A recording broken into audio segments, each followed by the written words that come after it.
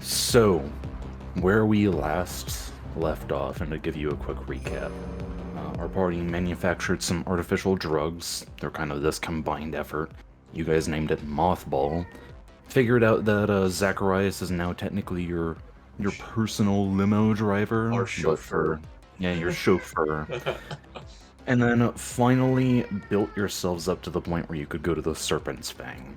Now, the shuttle brought you over, you all landed, you managed to peruse your way through the crowds, got a little bit of a buzz kicking on the super soldier. A little bit? Went I'm tripping balls. back to the VIP section, went through even more guards, and then finally went back up to this, little mock throne that Alden's built for himself in his swivel chair. As he turns around, and he's got one leg kicked up on the other, both of his arms just kind of lazily on the rests, and he's got this sharp, dark elf grin. He looks wild. There is an unkempt glare in his eyes as he kind of narrows over all of you. Well, I heard you had some product to show me. Yari just gonna bring up the suitcase and open up one of the vials and hand it. So, when you go to do that, one of the orcs standing to his side puts out a big old meaty arm and stops you. And then kind of gives you the give me the vial look. He hands the orc the vial. He brings it up to his face and then hands it off to Alton, who gently pries it from his grip and uncorks it. Is this just a liquid? Do I need to, and he kind of puts his index finger to one side of his nostril. It's ingestible. Well, down the hatch then. And he just, boop, take a shot. So I'm gonna kind of shamble like sideways towards either Karth or Jaira, depending on who's closer. And I'm just gonna in a low voice say, I thought your reach said you had to inject that. You stumble into Vaku, who disintegrates into dust. Oh fuck! The act of you putting weight on him. So as Vaku starts disintegrating, I'm gonna stumble backwards. Holy shit! What the fuck? What the fuck? All of the orcs start freaking out, and Alton just his eyes get big as he witnesses this and goes, I expected a couple of minutes of metabolizing. This is great. You know what? We're just gonna not correct roll him. with the punches here. And these gene-edited orcs are like, Alton, I don't think it's... And he's already looking back to the rest of you going, I'll take the whole batch. That was great. Yari hands it over. Oh my And- god! Aaron just kind of does one of those shrugs like, oh, well, if it works, it works. Now, I hope you don't mind me setting the standard, but out of the 7 vials you brought me, it'll be 50 apiece. Sounds reasonable.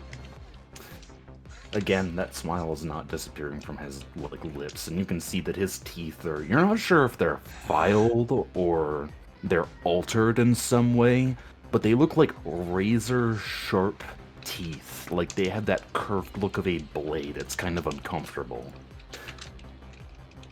So, with our mutually shared acquaintance, he kind of gestures for you to set down the briefcase. Yari has already done so. The orc kicks it over to his side. What else can I do for you? We were looking for information. So, I'm just kind of visibly shuddering and kind of muttering what the fuck over and over and over again under my breath. God. In particular, we were hoping to learn about venom. In particular, who produces it. All friendliness disappears from his face. Like it drops from that sharp-toothed grin immediately into solemn look that he gives you. Who put you up to this?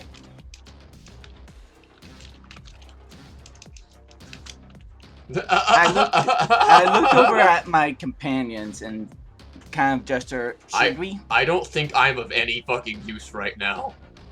Of course not. But Carthen's gentle hands. He kind of raises them up and steps forward, more to talk than to like get closer to Alton. You all cops? Because he points over to the briefcase and gives it a little kick with his foot. Because this is entrapment. Parth is going to kind of gesture down to your reach. You'll have to pardon our cook. We just want to know so that way we can improve our own batches. Looking to get in touch with the source. Are you proficient in bluff?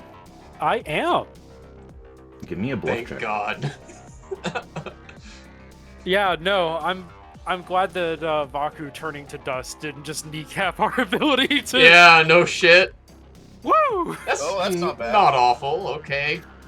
19. 19's all right. I was. Depends on what Alton does. Depends on what. Depends on what Alton does with his plus 20 and sense motive. Oh, we're fine. Oh. So, even with the penalty, because there is a penalty for it being kind of unbelievable, considering that the moth just said that Yeah. that whole string of events, even with that penalty, he visibly slackens and goes, "Trust me, you do not want to be in on that trade. Worst decision of my life." Really? As Carthen, since he and Jaira are the two stable and human party members, he kind of looks back towards Jaira and then back in. You know, what's so troublesome about it? Jaira kind of Is it- shimmies up next to Karth. Is it the distribution, or is it the process? What's the problem with it? So, what you initially thought was him slackening from the relief from him buying your lie, he continues to sink further and further into his seat. Mm-hmm. And you can see his face, like his eyes stop focusing on you, and they start Yep. looking to something to your side. Mm-hmm. And he's just kind of giving that glazed look. I'm sorry, could you... Oh no. You know what, I think we all need something to balance this out. And he gives a look down. He has to kind of turn his seat over towards somebody that is on the ground floor, and you see them nod back. It looks like a person with a bunch of like metal studs in their face, some kind of human barkeep. And he turns back over to you. Repeat the question. Right. What's the trouble with it then? It seems lucrative. Oh, it's wrapped in a whole bunch of shit. Trust me, I'd get into it, but shouldn't talk about it out in the open. Perhaps we can schedule some time with you then.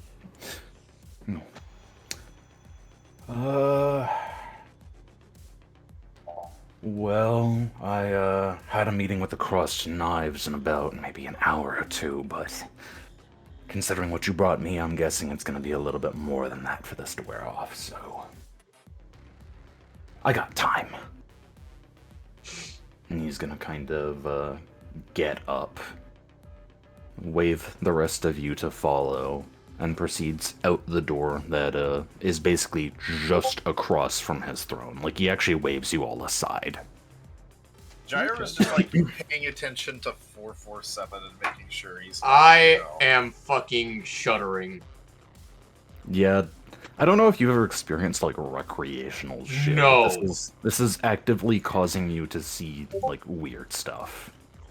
I have never once had a recreational drug in my life. Nor has 447. Yeah. God. So, as he passes you... Oh, I see you didn't make it through the mist unscathed. It's a neural enhancer spiked with a little bit of hallucinogenic. I don't feel very enhanced. It's not for fighting. He's gonna keep walking. What the fuck is that supposed to mean? As he gets to the door, like he kind of perks his shoulders up, and you all are witnessing this weird movement coming from him until he like throws his elbows out. It's for grooving. It's for grooving! Reuben! Door Parth is- slides out, and he continues in that kind of like semi-dance as he's walking into the back. Look like I fucking groove.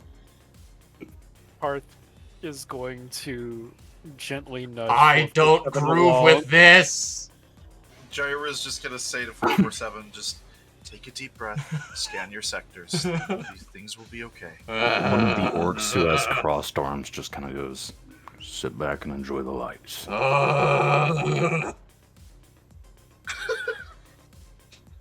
I'm kind of like swallowing the froth that keeps trying to come out of my mouth. As Master Chief goes to the high-up sniper. Yeah. So As- you all follow Alden, I Yep. assume. I'm Yeah. doing my best to keep it together and stumble As- along behind them. As you proceed into the back, you notice that the music starts to get just a bit more tolerable. Now that you're back here, it seems that there's definitely a bit of a built-in sound deterrent, so you're kind of shielded from the exterior noise. There's a bunch of tables back here. A bunch of simple, non-padded chairs. Those little rotating kind, the kind of bar stools. He sits down in one of them, not particularly comfortable, but kind of cracks his neck just a little bit and waits for you all to take a seat or something. Yeah, I'm going to kind of slump into the nearest chair. Parth is going to choose a stool, but he's going to stand beside it for now. You know, sort of like put his hands on the table. All right. We're in a bit of a better place. Still not entirely comfortable with the topic of conversation, but you make it worth my while and shoot.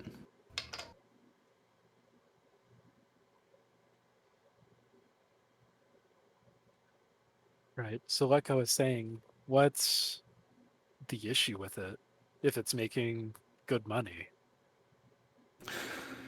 So, the problem originally came whenever I denied this request. It actually wasn't my decision in the first place to have this stuff shipped here to Castellum. They pulled some strings further up the chain, if you know my meaning. I take it you're familiar with Blossom? Would I be, Levi?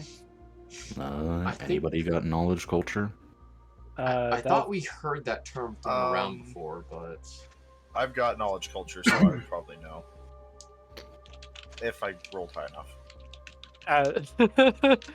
Can Jaira help me out here, Levi? I don't see why not. As far as you are aware, Blossom is essentially a crime syndicate that has its fingers weaved into a bunch of the major factions here in Seccaro. She just kind of like nudges They Garth. mainly consist of like drow families. She just kind of nudges Garth and calls the crime syndicate that consists of mainly drow. He has their fingers in pretty much everything around here. So this came from above you then? Like I said, when their representative originally came to me with the deal, something felt off, so I decided to decline it. Little would I know that the family sitting above me would decide to go through with it anyways. You know, it's not easy getting that amount of stimulant into here. Security's quite tight. Not to mention, I don't know the inner workings of the formula. So it's all made off world then? Oh yeah, no, this isn't made locally. Hmm. From my understanding, it's some synthetic hybrid performance booster laced with some pretty sketchy shit. Made in some Blossom laboratory far away from here. Hmm. I suppose that is the nature of the business. Yeah, ever since that shit started hitting the streets, it's been pandemonium, for lack of a better term. See those groups propping up, riots breaking out? We did earlier today. Yeah, it's one of the side effects. All that strength and chemical willpower tends to lead one to violence. Another member of our group, not here with us, we saw those side effects firsthand as well. That's what got us interested in it. So, you guys just wanted to know about it for business purposes?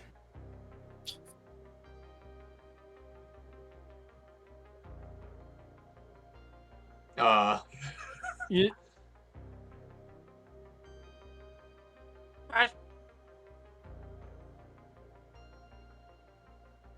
You'll have to forgive me, Levi. I am consulting my notes. Um,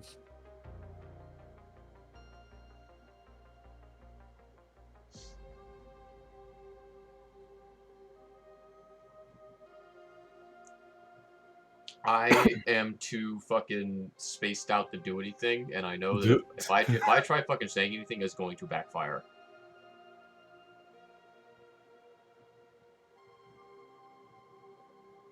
With the rolls that you made last session, yeah, it's not worn off quite yet.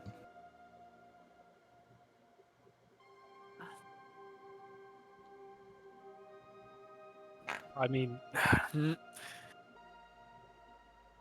that's. Something I mean, wrong?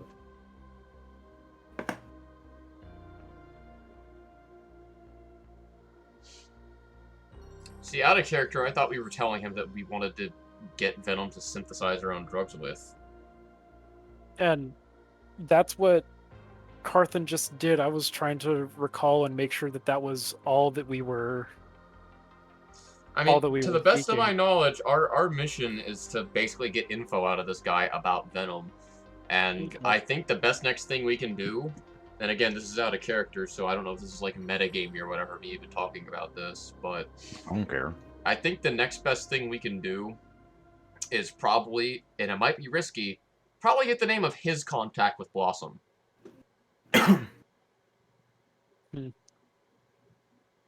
So, I mean, again, and that might be a risky fucking endeavor because that's at that point that definitely sounds like we might be fucking we might be feds, but you know. Yeah, on our okay, I've got it. All right, back in character. So Carthan's gonna kind of nod. You know, well, we are still interested in it for our product. Would you be the agent for us to see about procuring some through, or do you have someone for requisition? Let me be frank. And about that time, you see his eyes immediately dart over towards the door, and his expression lightens, and he goes, "Oh, the treats. Told you guys we needed to perk me up, right?" And at that time, you see somebody walking in. They have got what evidently looks like a plastic sack full of white powder. Ah, delightful. He walks straight up to the table and goes, "Here you go, boss." And he tosses it over, and it rolls towards him, and he breaks it open with his long fingernails, because of course this is one of those kinds of guys. Oh, Spreads it out over the table and simply goes, "You want to borrow my cred shit or just use yours?" "I don't fucking care." And he starts divvying up some for himself. can I identify this white powder, Levi? Medicine. Or Medicine? physical science. I We will can do do either. medicine. Ooh, good rolls today. Don't. Let Why me did you say it? roll. I roll physical science for this.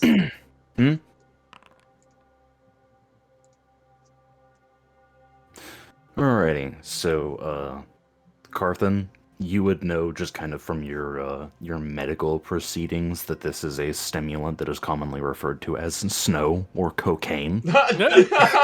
Straight up fucking cocaine. Damn. Yarich, you kind of know that some of these physical characteristics, it definitely stimulates the nervous system, and you get a sense that Alton is trying to shock himself back awake because of the hallucinogenics, putting him into a lulled sense of kind of a lulled sense of consciousness. Like he wants to be fully aware and extremely high at the same time. All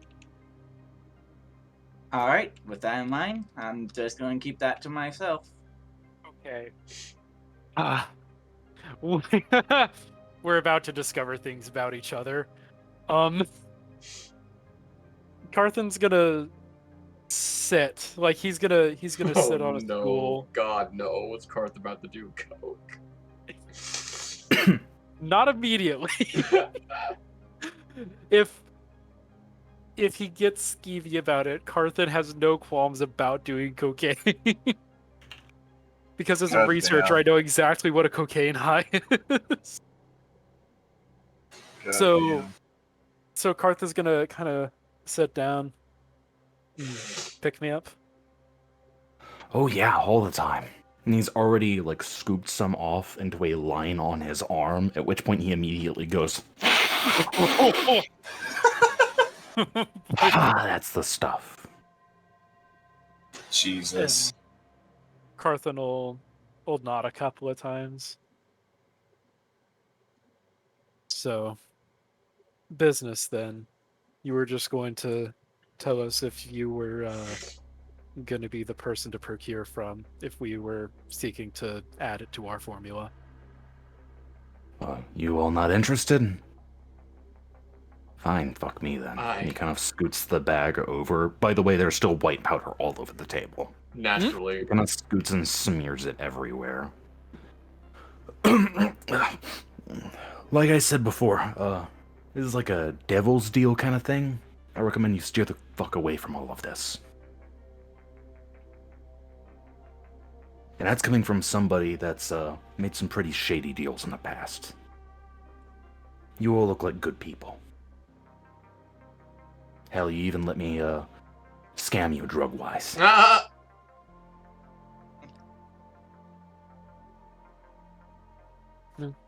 It's all part of the exchange, yeah? Business to business. Yeah. So that being said, you're literally taking the devil's hand. Still interested? Wouldn't have been the first time I've taken it. And he kind of looks back towards Jaira and Yarich. The stare's not moving from you. It's solid, unmoving. There's no shake or anything. Yep, Alright. it's very I understand the cocaine high is setting on quickly. That's why I'm like trying to shuffle things along. So yeah, Carthan will put out his hand. It's a deal then? Fuck no. It's not a deal until I say it's a deal. So he just starts tapping on the table. Alright. So what, you want a little bit of this shit so you could break it down and incorporate it into whatever this mothball shit is? Maybe. See if its properties can be incorporated in. Maybe turn down the unredeeming Aggressiveness. qualities of venom. Make it a little more palatable for mercantile use. Kind of like a gateway drug. Let me get straight up. If you're gonna use this shit, you gotta use it pure. What? And he's gonna kind of set down a vial that he's pulled from his coat. And you even tried this stuff. After seeing what our friend did, we're nervous. Fuck did your friend do? He nearly killed us all. Kinda gives you a couple of curt nods. So the dosage you're supposed to take is relatively minor. I don't know what the fuck your friend took, but some wild shit. Like I said, there was that whole mysterious side of the formula that I wasn't given purview to. Don't even know what the fuck's up with that.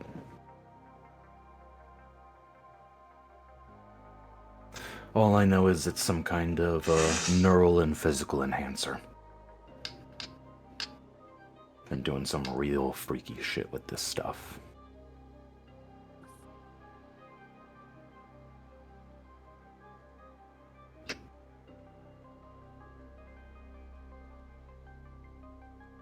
Why are we all so quiet?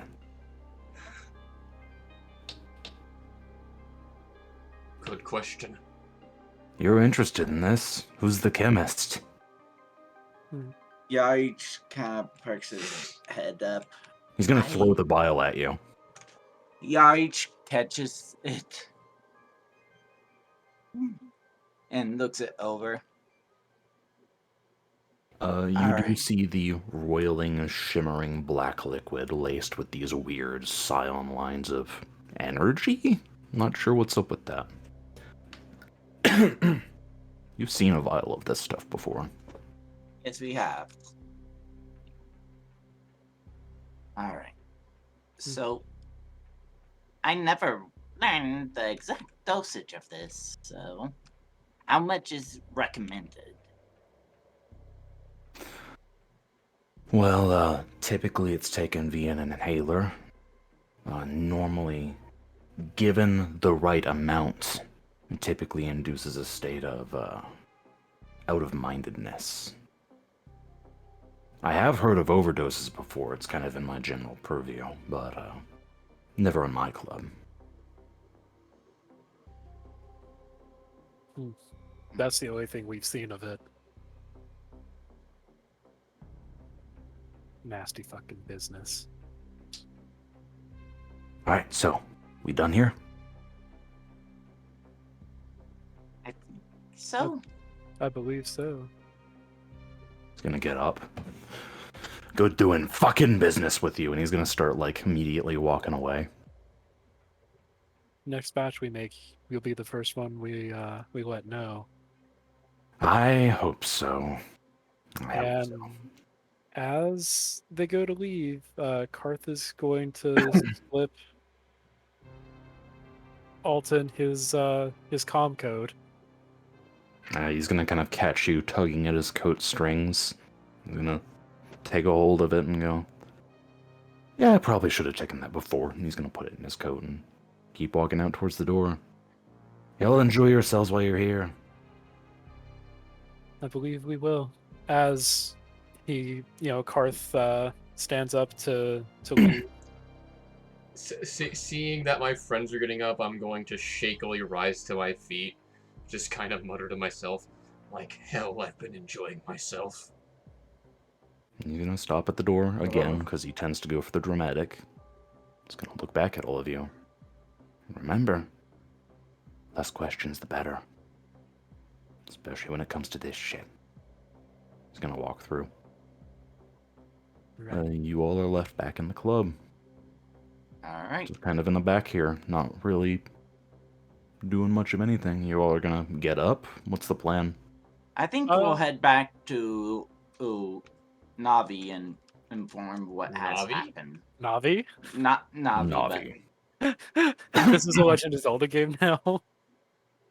but apparently so. Listen.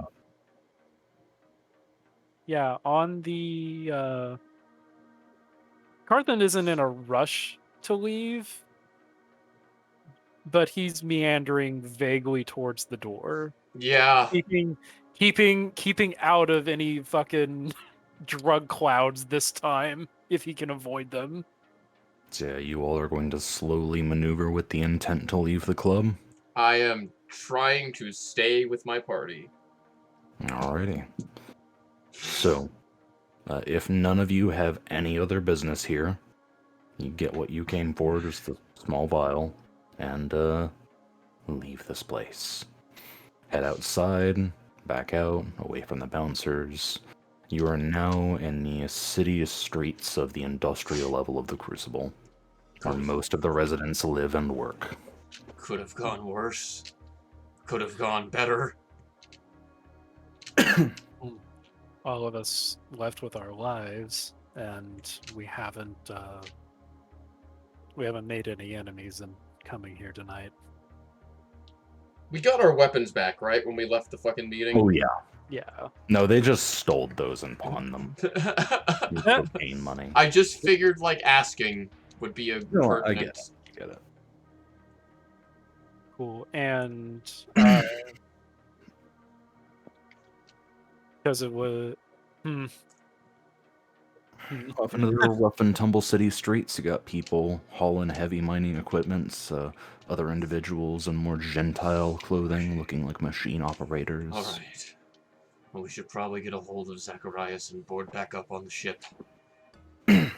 let's as Carthan kind of moves forward and away from the club, sort of out of the eyes of anybody there, before he sends Zacharias the location and requests a pickup. Alrighty. You all go ahead, get on comms, let Zach know. He gives you a specific point to arrive at, and he'll be there within about 10 minutes. And as you are leaving, you hear the sirens of a space ambulance. A space ambulance. Oh, nice! I say space ambulance, but in reality it's just like some cruiser with emergency lighting built specifically for the hospitals of the Crucible. Right, so a space ambulance. It is Yeah. a space ambulance. Yeah, That they pulls basically right past you as you're walking. Alrighty. You all keep treading out into the bridge where Zach basically designated you all to arrive at. Am I at all close to sobering up? Like, what's my Yeah, situation? the fresh recycled air of the inner chambers of the Crucible are getting you kind of sobered up. You're not really in that paranoid schizophrenic mode anymore. It's more of like a simple humming in the back of your head. Okay. I kind of let out a deep breath, and I'm walking a little more upright now. And as they're walking, Karth kind of looks back, sobering up. I think, at the very least, there's no drugs in this air. I'm glad it wasn't more intense than it was for you, as unpleasant as I'm sure. I have never once done a recreational narcotic in my entire life. Carthan's gonna kind of snort a little. In your entire life, the 1,500-year-old man has never done a single... Well, I spent most of it frozen, and the time I didn't spend frozen, they weren't exactly putting doobies in the MREs. I'm surprised. I'm sorry, is that commonplace now? In my order, recreational drug use is, in some part, a bit of the curriculum. You have to expand your consciousness in strange ways. Recreational, as a part of a combat order. Has it failed me so far? Kinda let out a breath. I suppose not.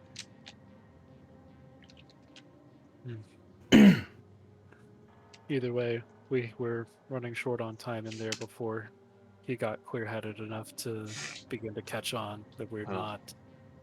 I wasn't exactly tuned in for that whole thing, but it sounds like we know now. They aren't the ones making it. It's coming from off-world. We have a vial we can give back to Neve for analysis. I would say we probably did our job. I would say you're each. You can make an intelligence check to try and remember something. All right, I will. And Find my intelligence. Something perks you about your recent adventures, more specifically your escapades into the underbelly of the Crucible. You recall finding a shipping manifest that Neve was asking you to acquire, where the corresponding weight values for a inload of raw iron was completely. It did not match the actual weight of iron at all. There was too much volume for too much actual mass. Or too All little right, mass. I think we can. And all right, You, there's you one can thing. safely assume that that was a venom shipment. Okay. Remember those shipments? Yeah, at that Gengar hideout. Yes. We can. That weight of iron. I think that might have been the venom shipment. I recall you mentioning there was a discrepancy with the actual weight of the shipment and what was listed on the manifest. You also recall that the volume was massive. Even for that of drug payloads. Well, I mean, if anything, now that we know they're getting it off-world, and they have the manifest, they can probably figure out where it was going, and we can start there. They can start closing the gap on trafficking. So, about this time you start So hearing I the think dull that's why roaring of everyone's engines. going wild right now. Intense amount of system and Has anyone drink the water? What? I think the water may be tampered. You mean the water in the crucible? Yes. Like, how is so many people going nuts so suddenly? Look, I think if they dumped venom into the water supply, it would be way worse than it is now. Maybe. I think as we head back towards the spire, we'll get an idea of how bad it's getting. It wasn't looking good whenever we left. That dull roar reaches an apex, and you all see out from a nearby factory wall, the dropship passes by, just completely shredding the air with sound. It goes side with the bridge, side by side, and releases one of its docking ramps. And as cars are passing by, some of them are actually slowing to see this unorthodox pickup. The landing gear basically just kind of gently brush the side of the bridge, and the landing ramps descend onto the concrete. And you can see the interior where some of the crew are watching, kind of holding and basically restraining their clothing to keep it from getting blown out. They want you to get inside, obviously. Well, yeah. Yeah, Carthan isn't going to waste time. Up the ramp he goes. You will skitter into the dropship, and it immediately pulls off, your balance kind of being disrupted as the whole thing tilts onto its side. I believe it would be... Say that you were just facing a ship straight on. Which one's starboard, which one's port? Port is right, I think. Okay. So this ship would be listing starboard then. Just kind of to your purview, if you were with the dropship facing forward, it'd be tilting to the left, downwards. And that would be port. That would be port? Yeah, I got it backwards. Alrighty. So, shifting port, you will kind of get your balance disrupted as we continue on from that point. The doors lock back into place, and you hear the actual central thrusters kick on as it begins to move forward, going from its VTOL state into more of a conventional aircraft. All of the crew are just basically welcoming you guys. It's actually kind of surprising, being that this is your third technical flight with them. You're starting to actually catch some familiar faces, and one of them even approaches and is just like, "Hey, how'd the fucking mission go?" Could have gone far worse. We got what we came for. He just kind of nods, and then everybody gets back to work. You all are left chilling in the cargo room. I am going to go to Okay. my quarters. Yeah, Parth is gonna go to the mess and get a few glasses of water and It was very bring. hot in that room, temperature-wise. That club is just like constant lights, lasers, fucking drug fumes. Jay- he's- Go ahead. No. This can wait. Go ahead. Finish your thing. He's gonna take one of the glasses and like knock on 447's quarters. The door cracks open ever so slightly, and if you peer into the crack, you can see like the black glass of my visor just behind it. And like I'm just gonna offer the water to 447. My hand is going to like kind of spider its way out of the crack. Is your hand still wearing your gloves? Yes. Okay. Grasp the water. Thank you. And then recede back into the door, and it's going to quietly shut. You've not seen the last of me. You haven't seen the last of me. Yeah, that's all I wanted to do was get 447 some water to And help him once sober up. once I'm alone in my room with water, I'm going to like hurriedly take my fucking helmet off and just fucking like grab this water and just splash my face with it. Nice. Water soaks the floor. I'm gonna kind of rub the water into my face and then fucking crash into my bunk. Knowing that Vaku is gone, I am now the only one in this room. Shit. Oh So, god, yeah, all of us have our own quarters now. Yeah, pretty much! Because Tim Tom's Yeah, Tim. right all of now. our roommates are gone, and Jaira never had one. Jaira took one of their own, right? Yeah. Yeah, no, Kartha's just gonna like sit in the mess and rest now. alrighty. So, Jaira is gonna go into her room and sort of shut the door. And then, do these rooms have computer consoles in them, or can she just use her main comm unit? So each of these personal quarters comes with one shared terminal. The way that these bunks are designed, everything is meant to be like fold out, except for the desk. So you have your bunk to your left side, which contains 2 bunks for 2 different people, and then just ahead of you in what is essentially a cell block, there is a desk with a folding out chair. Okay, so You sit down and the screen in front of you flares to life. this is Mrs. Mainly for flavor, but can she slave her comm unit to the screen and use the screen as a monitor for her comm unit? Abso-fucking-lutely. So she go ahead and does that, just make it a little easier to manipulate her comm unit, and she puts in a communication request to Neve. So it takes a second, and then Neve's assistant picks up. There's a quick flash as it seems to want a video call. And she's on the call, right? No, are you going to accept the video portion? Yeah, she's gonna accept it. So you both are visible to one another, and the assistant's just going, "Hey, how'd it go?" The mission is going quite swimmingly. We got what we came for, but that is not why I contacted you. I need to speak to Neve. I understand she's busy. Yeah, Just- just about that 1 second. Move the fucking boxes over there.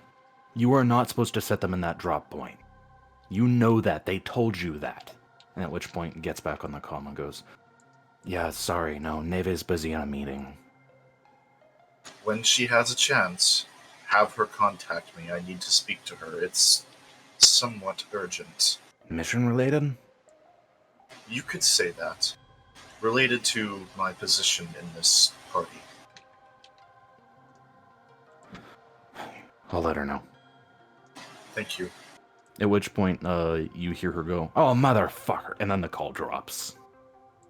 Jaira just kind of sighs, gets up, just desyncs her comm unit from the monitor, and goes to the galley, wherever Carthenople got water, and gets her own water. You both sit down with water. Water. Vortor. Wah, ah. Why? one of the maintenance engineers walks in and goes, "You two look like shit." He opens the fridge. And she just says, "Yeah, no shit." Pulls And she out just what sips seems on her like water. lunch meat and a couple of random things like lettuce and other varieties. Lunch meat. You know, he just kind of sets all this shit down and starts unpacking it. As you all are drinking water, this dude slowly makes a sandwich. And then he turns So- around with sandwich in hand. So you're just not going to talk about it? And he takes a bite of the sandwich. It didn't go bad. Carthen is gonna So kind of sigh and like let his shoulders relax. It could have gone a lot better, but we didn't have the right operatives, and we just made do with what we had. Well, shit, I'm sorry to hear that. Another bite of the sandwich. Everything here on the dropship going well? Oh yeah, no, we've been getting a lot of sweeping upgrades into place. It's taken a lot of legwork, but most of the dock crew's been helping with that. You'll notice a lot of, how do they say, quality of life things should be improved. And this guy's a mechanic, right? He's a maintenance engineer. Jair pipes up. Well, it sounds like that should make your life a little bit easier. No, it's been made for mostly busy work. No, I mean for in the future, quality of life upgrades, so on and so forth. Shit, even then, those things need maintenance. Starships are very complicated machines. Oh yeah. Especially whenever the crew doesn't clean their fucking messes. Which when he starts putting his shit back up, and he leaves. Now, enough time has passed that you feel your center of mass in the ship begin to rotate. Once again listing as it's drifting into port and setting down on one of the massive docking platforms. Massive rumble, and then the ship goes still, and you all get a sense that you've landed. Jaira just kind of like down the hatches the rest of her water that she's been sipping on. Head unlatches. Just Head pours a unlatches. drink in. Bad damn. She just looks at Carthen. It's like everything's normal. What? Jaira's head disconnects and swings down on a metal armature. A gray alien peeks his head out. Jaira's chest splits open. Inside is a tiny gray alien. You just see a gray alien pop out. What? What? What's the matter? Oh god. Oh no. I wasn't You ready look for at fucking Blueberry. Zark's voice again. You sound like fucking Ben Shapiro. Oh You god. sound like Bishop. No. No, there's one thing I will not like be a part of in this campaign, and it's Ben Shapiro as a gray alien. I'm controlling this Jaira skin suit using facts and logic. Stop that! Just looks at Carthen. You're still under the effects of drugs. Everything you're seeing is an illusion. And just shuts Jaira's head. And she just repeats, what? Nothing. Fucking Karth muses to himself. I did not walk through any of those drug clouds. What the Yeah, fuck? yeah, Carthen's gonna like be like, I didn't take any drugs, but okay. All right, understandable. Have a nice day, Jay. She doesn't know what she's just looking at like Karth, just kind of raises an eyebrow and just goes, alright. So, are you all gonna get some rest, or? I have been sleeping. Alright. Yes. Yarika's definitely gonna get some rest. I should mention, Lane, since we're taking a moment of laxity, are you still on the nightclub scene? I've got a loading bar that's at 98%. I am in a space engineer's room. That's weird, And because it's throwing an error that says you cannot switch scenes until resources finish loading from your current view. Oh. hit F5. Yeah, refresh.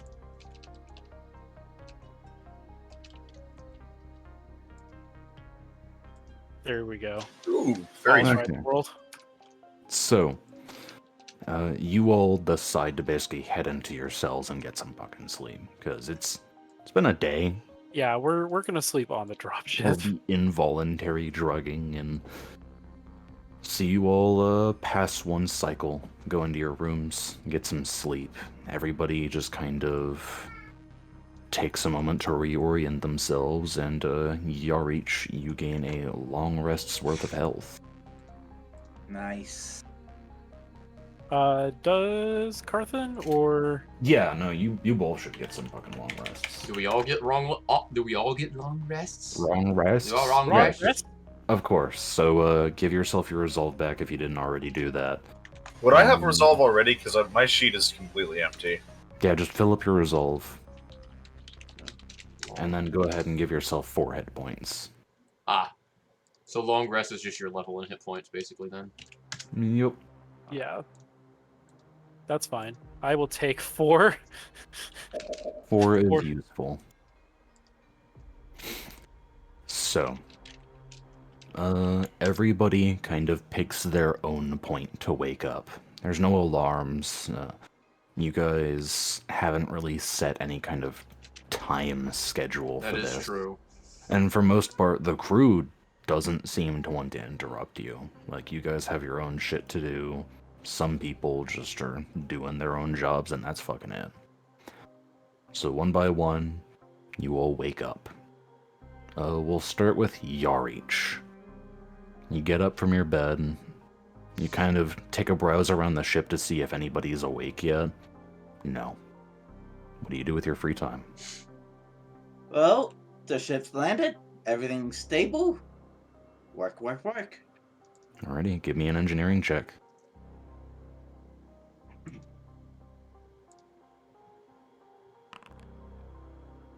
So, bringing out your custom toolkit, you start messing around and finish some of the cosmetic plating on this spy drone because you are working on the drone, correct? Yes, drone. So, you get these panels welded into place, make sure that everything's fitted right, give it a few tests, and this thing, it has 4 different panels, and the point of these panels is they're on flexible, like, rotary sections, so they can move and redirect force. This thing is just partially Magitech. And the reason for that being is that during your time staying on Zavoth 3, as well as Castellum, you salvaged pieces that allow this thing to utilize portions of their gravity technology.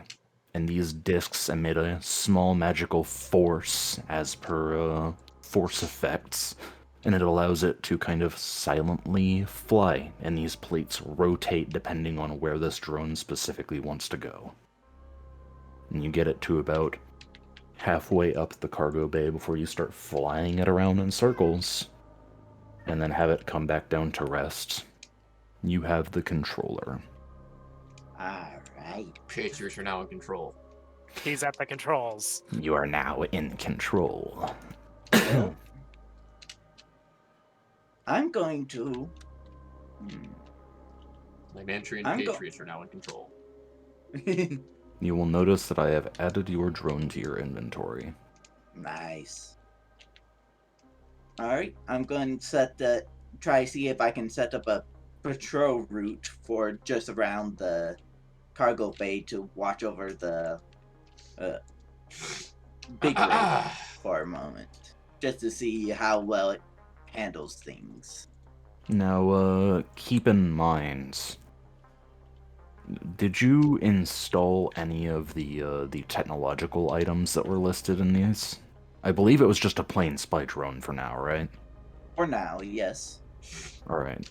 So, if you want, you can go ahead and attempt to make a computer's check to try and instate a bit of programming that you had set up during that time. And you're using your own computer, correct? Yes. Your tier 0 computer? For now, yeah. Alright. Go ahead and give me a computer's check. Jesus. 25. You go ahead and instate its routines. The doors are open right now. So this thing flies up, over, and then right out the door. About a minute passes, and you start receiving notifications. Alright. I'm gonna pull up my computer and look at notifications. So, the notifications themselves, because you did, like, instate that this is what it's supposed to do, it watches for people. And if it sees people, it will alert you. Alright. It is in a general patrol. Wonderful. Wonderful. Yari just going to go back to his room. At this point, actually, he's going to give one final command to return to Dart and retrieve it. Yep, nope, it comes right back down between the doors and sits down on the floor and basically just deactivates. You get a sense that if you left it on and tried to, I don't know, rest in your room for a bit, you just start hearing ba-dum, ba-dum, ba-dum, ba-dum, ba-dum. There were just dock workers roaming around. Yeah, I wasn't about to let it do that, but for now. Alright. I Now, keep in assume mind for you can about pilot this thing. yes. Alright, just making sure that you're aware of that. I just want to also make sure I could set up for a routine patrol for like if we're in a desert situation once again. Yeah, I get you. So, one after another party member wakes up. Carthan, got anything to do with your free time? With my free time, not really, Levi. Alrighty, you wait around. Shaira, you wake up. Got anything? Plane, are you with us? Has the plane landed? Damn. Alright, so, 447, you wake up. Yeah, I Hold wake on. up. And, am I sober? Am I good? Did I sleep it off? Oh yeah, you're fine. I'm just gonna kind of let out an exhale, and as my eyes open, I'm gonna rub the fucking crust out of them, and then blink a few times, close my eyes again. Never doing that again if I don't have to. Opening my eyes, getting out of bed, I'm gonna put my helmet back on, and, I guess what I will do is I will simply spend this time doing a weapons check, making sure my rifle is clean and I have ammo and all that shit. Alrighty. So, as the entire party groups together again, you're all in the living quarters, just kind of going about your own business. We all get back together, and I am looking better for the wear. Whole party's reunited. The day is yours. Yeah, he's just kind of in his room, just kind of sitting on Tim. See, your reach is in his room. He's avoiding us. He's just You all know he's awake, though. Yeah. Jaira's just kind of checking her comm unit every once in a while, just trying to see, just kind of anticipating that callback from Neve. Yeah, fair enough. So are you guys just gonna wait out the day? I think so. I mean, we're en route back to No, you've landed on the docking platform. Ah, shit. Okay. All right. Okay, so we are... Okay. Yeah, no, you guys have docked. Yari just fucked around with his drone and let it fly around the dock. Well then, shit. Since we're all rested and we've all attended to the business we need to attend to, as far as getting our ducks back in a row, I think we should probably fucking try to get an audience with Neve. Alrighty. The whole party groups together, and you exit the dropship. You see engineers working on its hull, even as you're basically living in it. You head out, back into the core spire, take the appropriate lifts and hallways, and end up back into the space that Neve has claimed for her own. An entire section of the spire that's basically been dedicated to her practices and her pursuit of this unknown goal. Right. You all enter in, find yourselves smack dab in the middle of it. You all just gonna look around for him? Or for her? Her assistant is who Carthan is looking for. That's probably a good idea. Since he figures Neve is probably either in a meeting or in transit, it's going to be much easier to find her assistant since she's running around everywhere. Fair enough. If you all are just gonna start searching around manually, give me perception checks. Definitely. I mean, we have her assistant's contact info. We can. You fucking... Yeah. I think while others are trying to find her, like, just by going through the crowd, I'm gonna send her assistant a text basically saying, "We've returned to the core spire. We understand Neve's probably busy, so we're going to try to go through you first, as far as reporting what we found out." So about a second goes by, and then a whole paragraph of text pops up. Jesus. At which point you read it, and it's essentially, "Yeah, no, good to see that you guys are back. If you have anything important to discuss, you can report it to me, or we can wait just a little bit longer.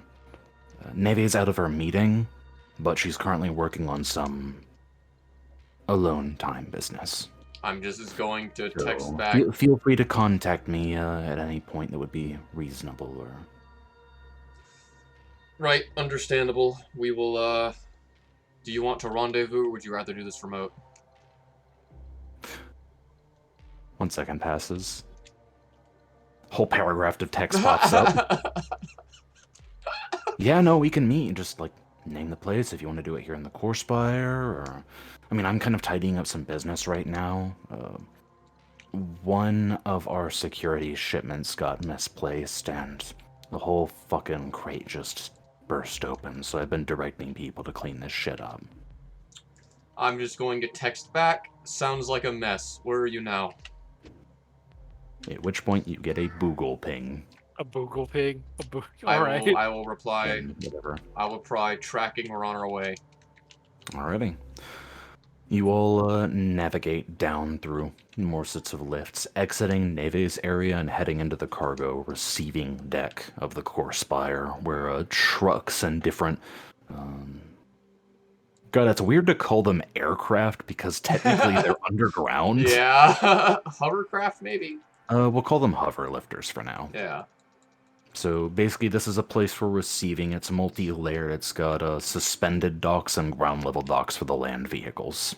You all enter into this place and wander around for a bit until eventually you find what appears to be a massive pile. Whole racks have spilt over and fallen on their sides. Rifles and different gear have just spilled out onto the deck.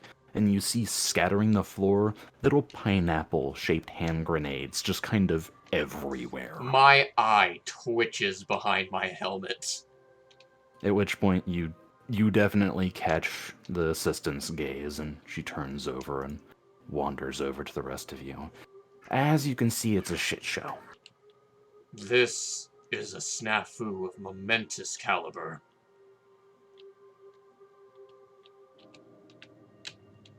Oh. I hope someone's getting fired over this.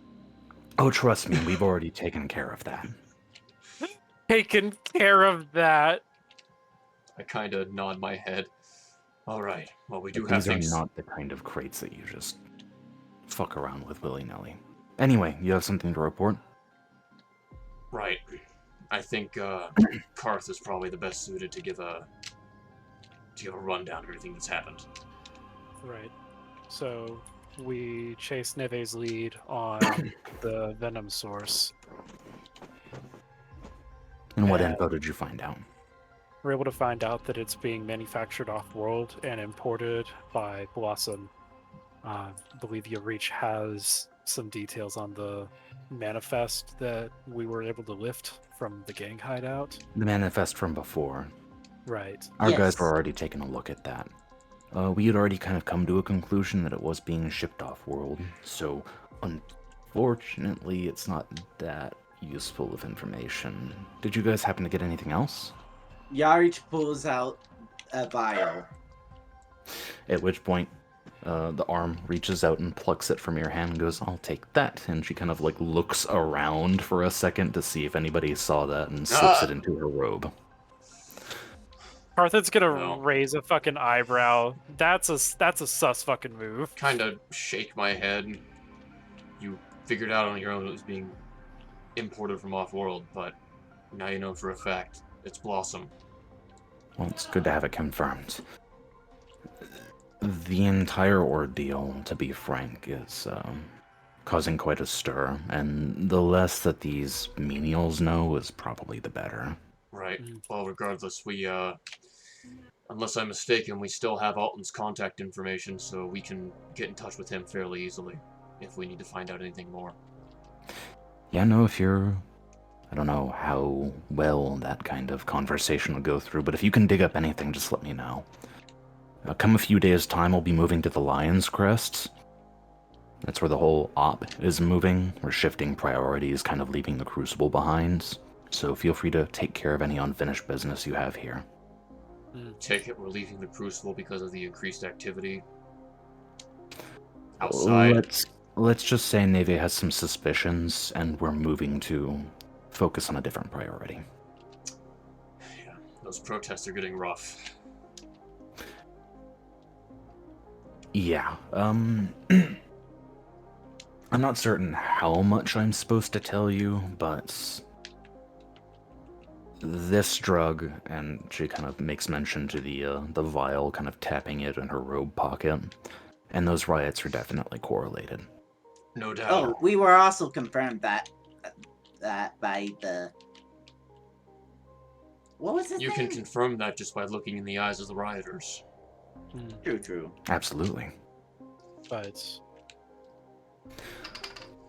The fact that they're so well structured, that everything's kind of falling into place, is giving Neve quite the stir.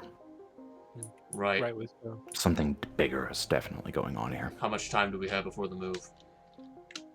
Right now, kind of checks her comm unit, and little hologram flashes into life, and you see a countdown timer. yeah. 1 day and 4 hours. Alright. Anything we can do to help move things along? 5 seconds, 24 seconds, 23, and she looks up and... no, we've got the moving handled perfectly fine. Alright. Just don't want to feel like a fifth wheel is all. Figured I'd ask. Your job is to serve as one of Neve's very many hands. You know, we work with you often enough that it's a bit weird we don't know your name. I'm Imra. Imra. Alright, well, good to finally formally make your acquaintance. She kind of extends out a hand. I take it and shake her hand. You notice that... I try not to crush her frail hand with my returning super soldier grip. Yeah, you definitely try to go at it gentle. Yeah. And you realize as you kind of like turn over the arm, there is a lot of like softly inlaid, kind of hard to notice cybernetics. And you already judged that she had already been kind of, like, cybernetically enhanced based on the eyes and kind of the neck area. But you get a sense that it's a lot more extensive than you first thought. It's not anything really bizarre to me, so I don't comment on it. Yeah, just something to notice. Yeah. Alright. So, with that over, I'm just gonna say, well, I reckon we'll get our affairs in order and we'll be ready to head out for the Lion's Crest as soon as the rest of the op is.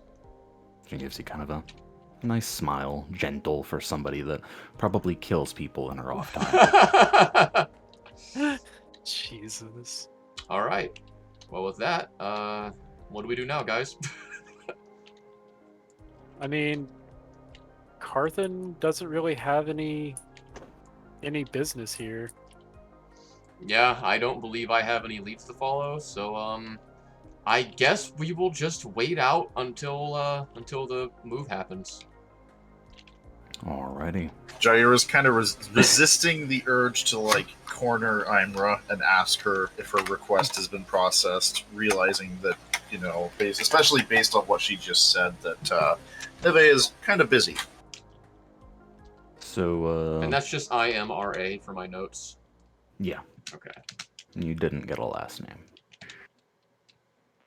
So, noticing your hostility It's not really. It's not even really hostility. It's more of Urgency. just like urgency and angst, kind of angst. Imra's gonna kind of put an arm out and gently lead you away from the rest of the party.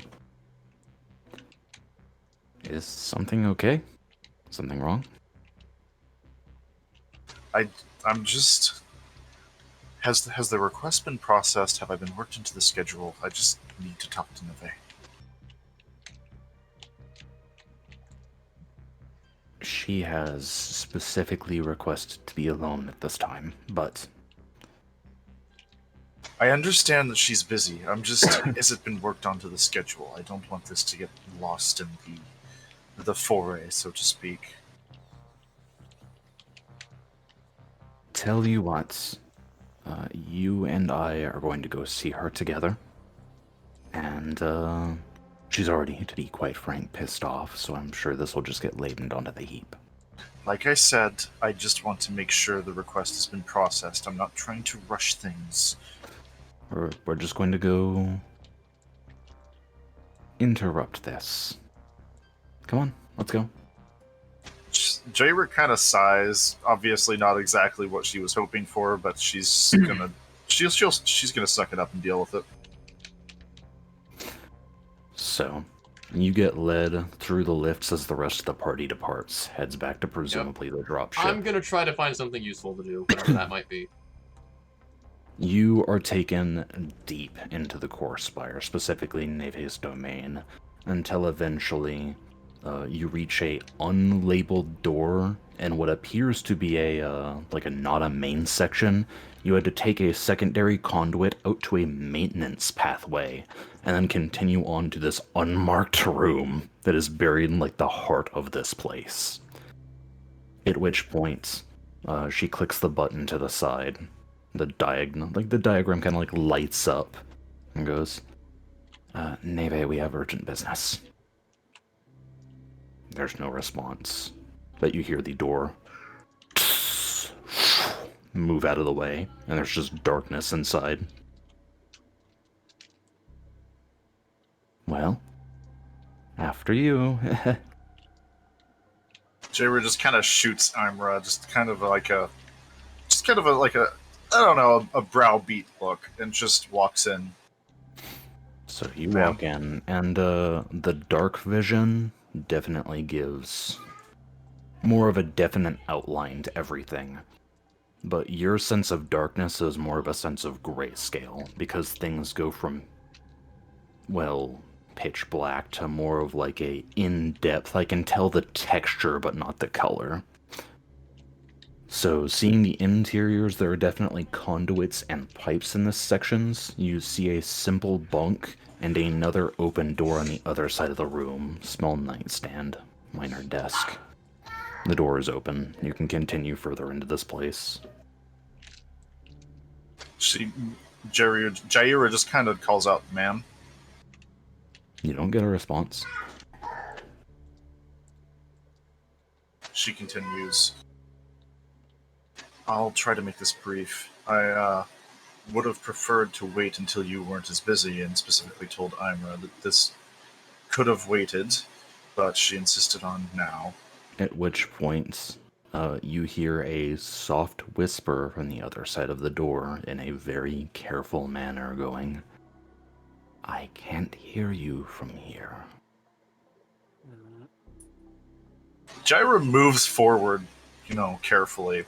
You walk around the door frame and find that deeper in this personal chamber, Neve is wrapped in this very large series of workstations built in this very precise manner. All of the mechanical limbs, specifically the snake-like tendrils that are built as implants into her back and presumably her spine, have snaked up into the ceiling and are connected invisibly to the roof below or above. And you find a green glow kind of permeates everything here. It is minor, and it is kind of softly granting everything an almost spectral light. In the center of this workstation, Neve is very carefully, like small, precise movements, messing with a suspended structure of what almost looks to be crystalline metal. Small sparks of green energy flicker from crystalline fragment to fragment. And she slowly stops what she is doing and looks over to you. Sorry for the disruption, ma'am. This could have waited, but Imra insisted to come in now. I was just trying to check and make sure my inquiry was processed, but here we are. If I may, I've been loyal to you and your cause. She just kind of waits for Neve to respond. She's simply staring at you. But I have a question. I need to know. Why did you not tell me about Aspect? Why did you not tell me about this system they have? This creature that inhabits them that could infect me? Tell me, Jaira, if you are so loyal, as you've stated, so unquestioning, faithful, then why ask now? I would think my loyalty would have made me worthy of this information.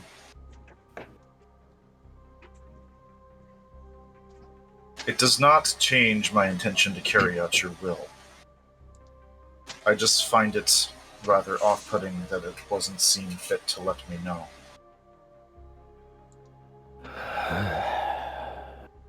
And you see the weight of all of the years of this person's service suddenly just strike them. There are bags underneath the one singular real eye that remains, and the other cybernetic kind of dims, and you see the red glow just soften. The reason I didn't tell you is the reason why I don't tell anybody anything. The less you know, the better. I don't mean that in a harmful way. There are things out here. Things that human minds can't comprehend. And she continues working on the device that is suspended in the singular chamber. The less you know about aspects. Jesus. I don't know if anybody can even No, hear I that. heard that. Anyway. The less you know about aspects, the more safe you are.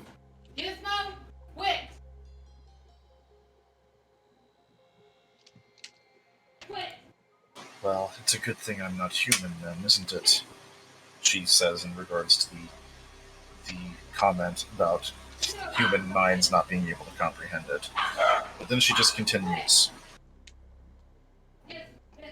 I just hoped you would have told me something like this. You know my long-term plans for myself, my redemption that I'm seeking.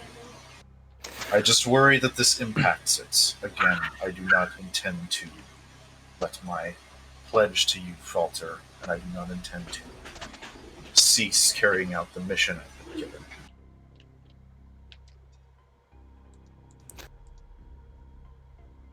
Jaira, if I had to explain every single thing that I know that you don't, we would be sitting in this room for the better part of 2 years.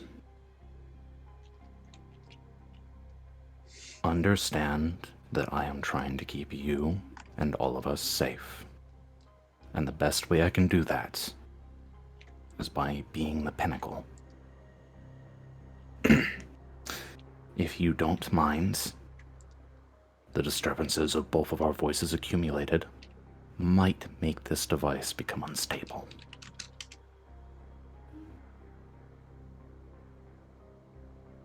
Very well. I believe the conversation was coming to a close anyway. Thank you for your explanation. Jaira's not satisfied with this, but she also knows this is about as good as it's going to get. So she just kind of vents it out. My loyalty will not falter. Be assured of that. Thank you for your audience at this. Thank you for such an impromptu audience, ma'am. And as you are getting ready to leave, just the very act of you coming here, interrupting me and questioning me, has me questioning your loyalty. Have a good day. Jaira doesn't say anything else and just exits. At which point, Imra is sitting there, hands behind her back, going, "Did you get what you wanted?" I think so. And Jaira just kind of looks a little bit. She's a little bit angry at this point, but she's kind of containing it. My business here is done. If you have things to attend to, I guess there's nothing else I need from you, so She's already gone. thank you. Well, Jaira just shrugs and just kind of she's pretty pissed off at this whole thing, at the fact that Neve didn't think to warn her about the infectiousness of Aspect, about what she was being put in for, at the fact that she could possibly be permanently infected in this party and permanently linked with these people. She has much to rue on as she's heading back to the ship.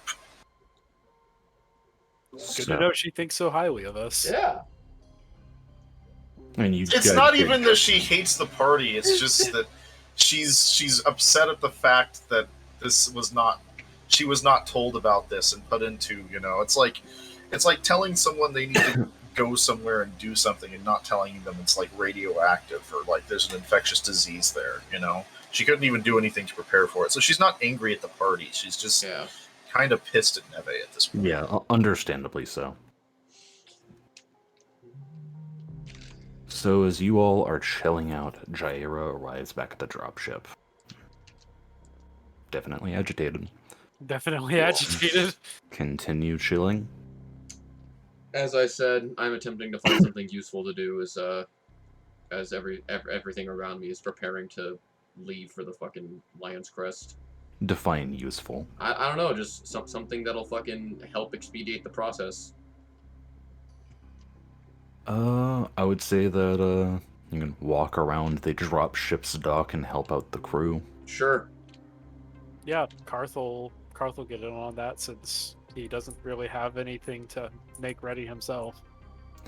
Yeah, Some I of them will find. seem more than pleased that you're kind of performing their job for them, but they don't really say anything. Everybody here is like they're getting paid to do what is essentially menial labor, so any assistance with that is appreciated. I'm not above that. Yarsh himself, he's going to finally make his flow bed. Oh god. We have completed one mission and have yet to be given another active assignment, so I'm trying to fucking help move things along. You can make an engineering check. God. I'm surprised Yarich isn't fucking cooking up more mothball. He wants to have some fun and some sand. Roll one. Oh my god. Oh, Nope. Oh, right, memory cortex. Yes. Got your once per session use of that on your sand tub. I'm not failing on this, and I don't feel like we're going to get into much critical things, so... Fair enough.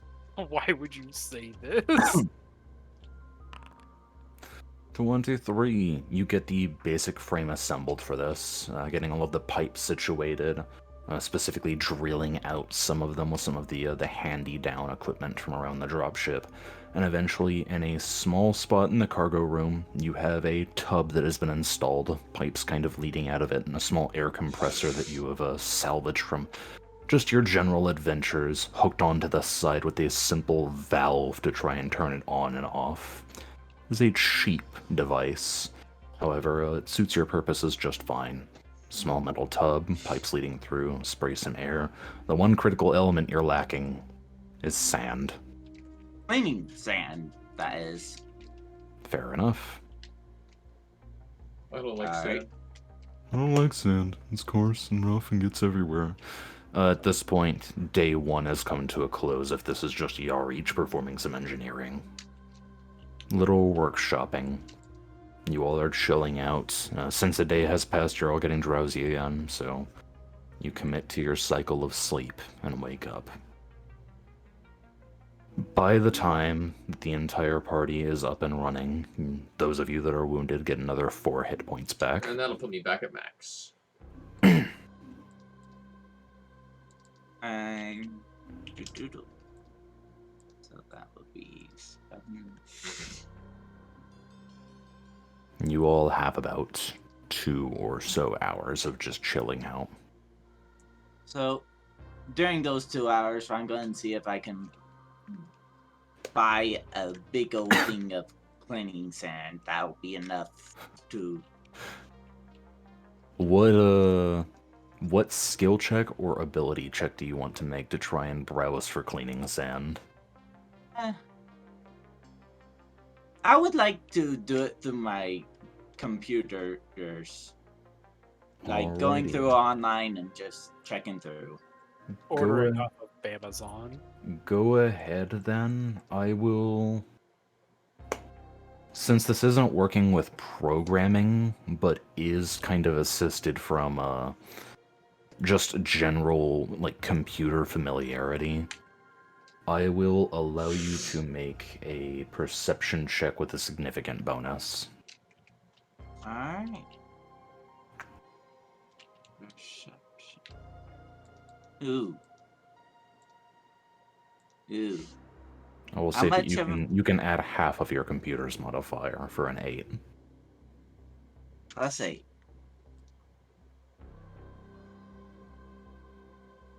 I think that's a good way to do it, really. 21. You take a general look around the local sphere and find some local retailers that are somehow selling cleaning sand at this stage, at this hour, which is early morning, by the way.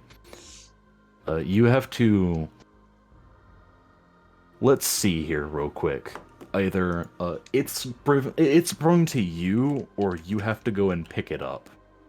Low or high? Low. 45. They have local carrier drones that will send you the shipment for a easy electronic payments. Alright. Ah, Bamazon. Bamazon. Not, Bamazon and Boogle. Beth I will- Bezos. I Beth will Jesus. assume this is probably like 5 credits worth of Bethry cleaning Jesus. sand. So this should be the equivalent. I mean, Zark Muckerberg. Yes. Oh, you say that now. Oh no.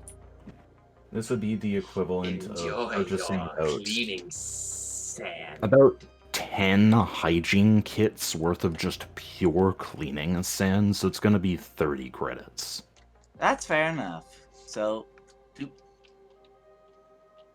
that has been subtracted.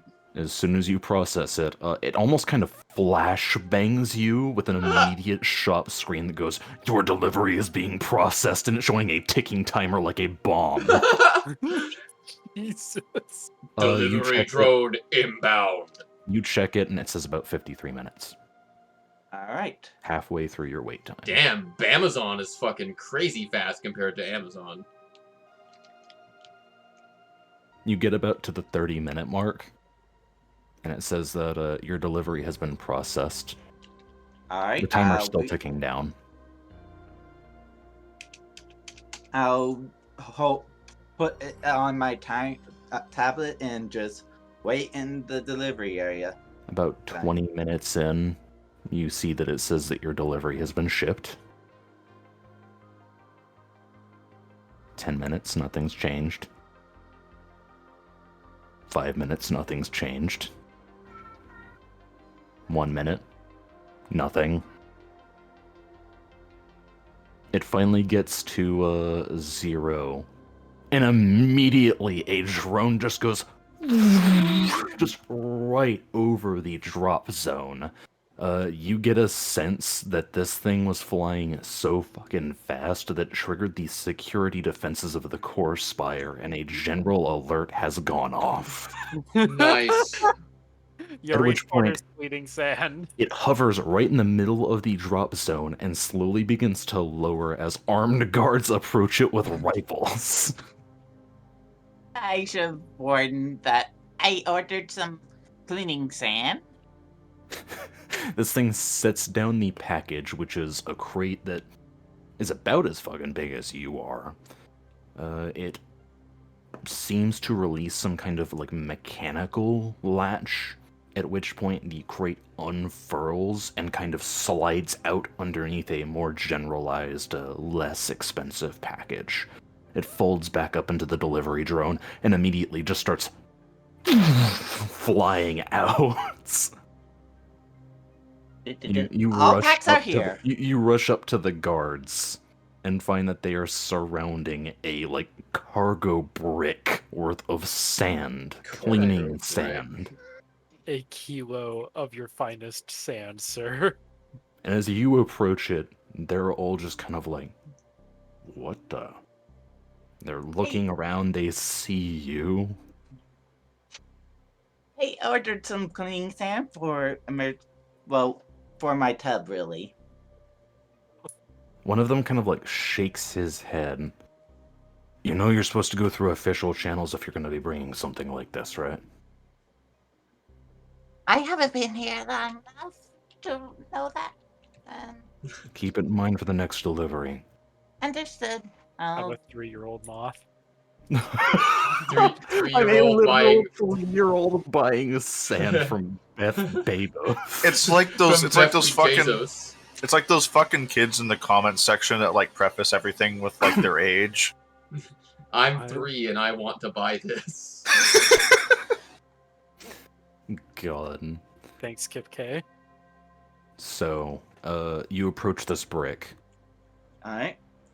Dope I'm brick. going to see if I can get one of those lifts to help me deliver this into the cargo bay. So you're gonna try and, like, for the lack of a better term, momentarily steal a forklift. Ah!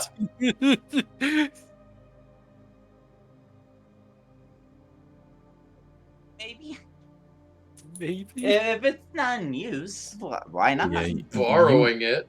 You walk up to an automated forklift, and how are you going to access it? It looks It doesn't look functional right now. It's not powered. Alright. I'm going to connect it to my tablet with one of my mini cords and begin typing away. Give me a computer's check because, like you said, there is an interface on this, so you are able to connect it to your laptop. Alright. Proceed.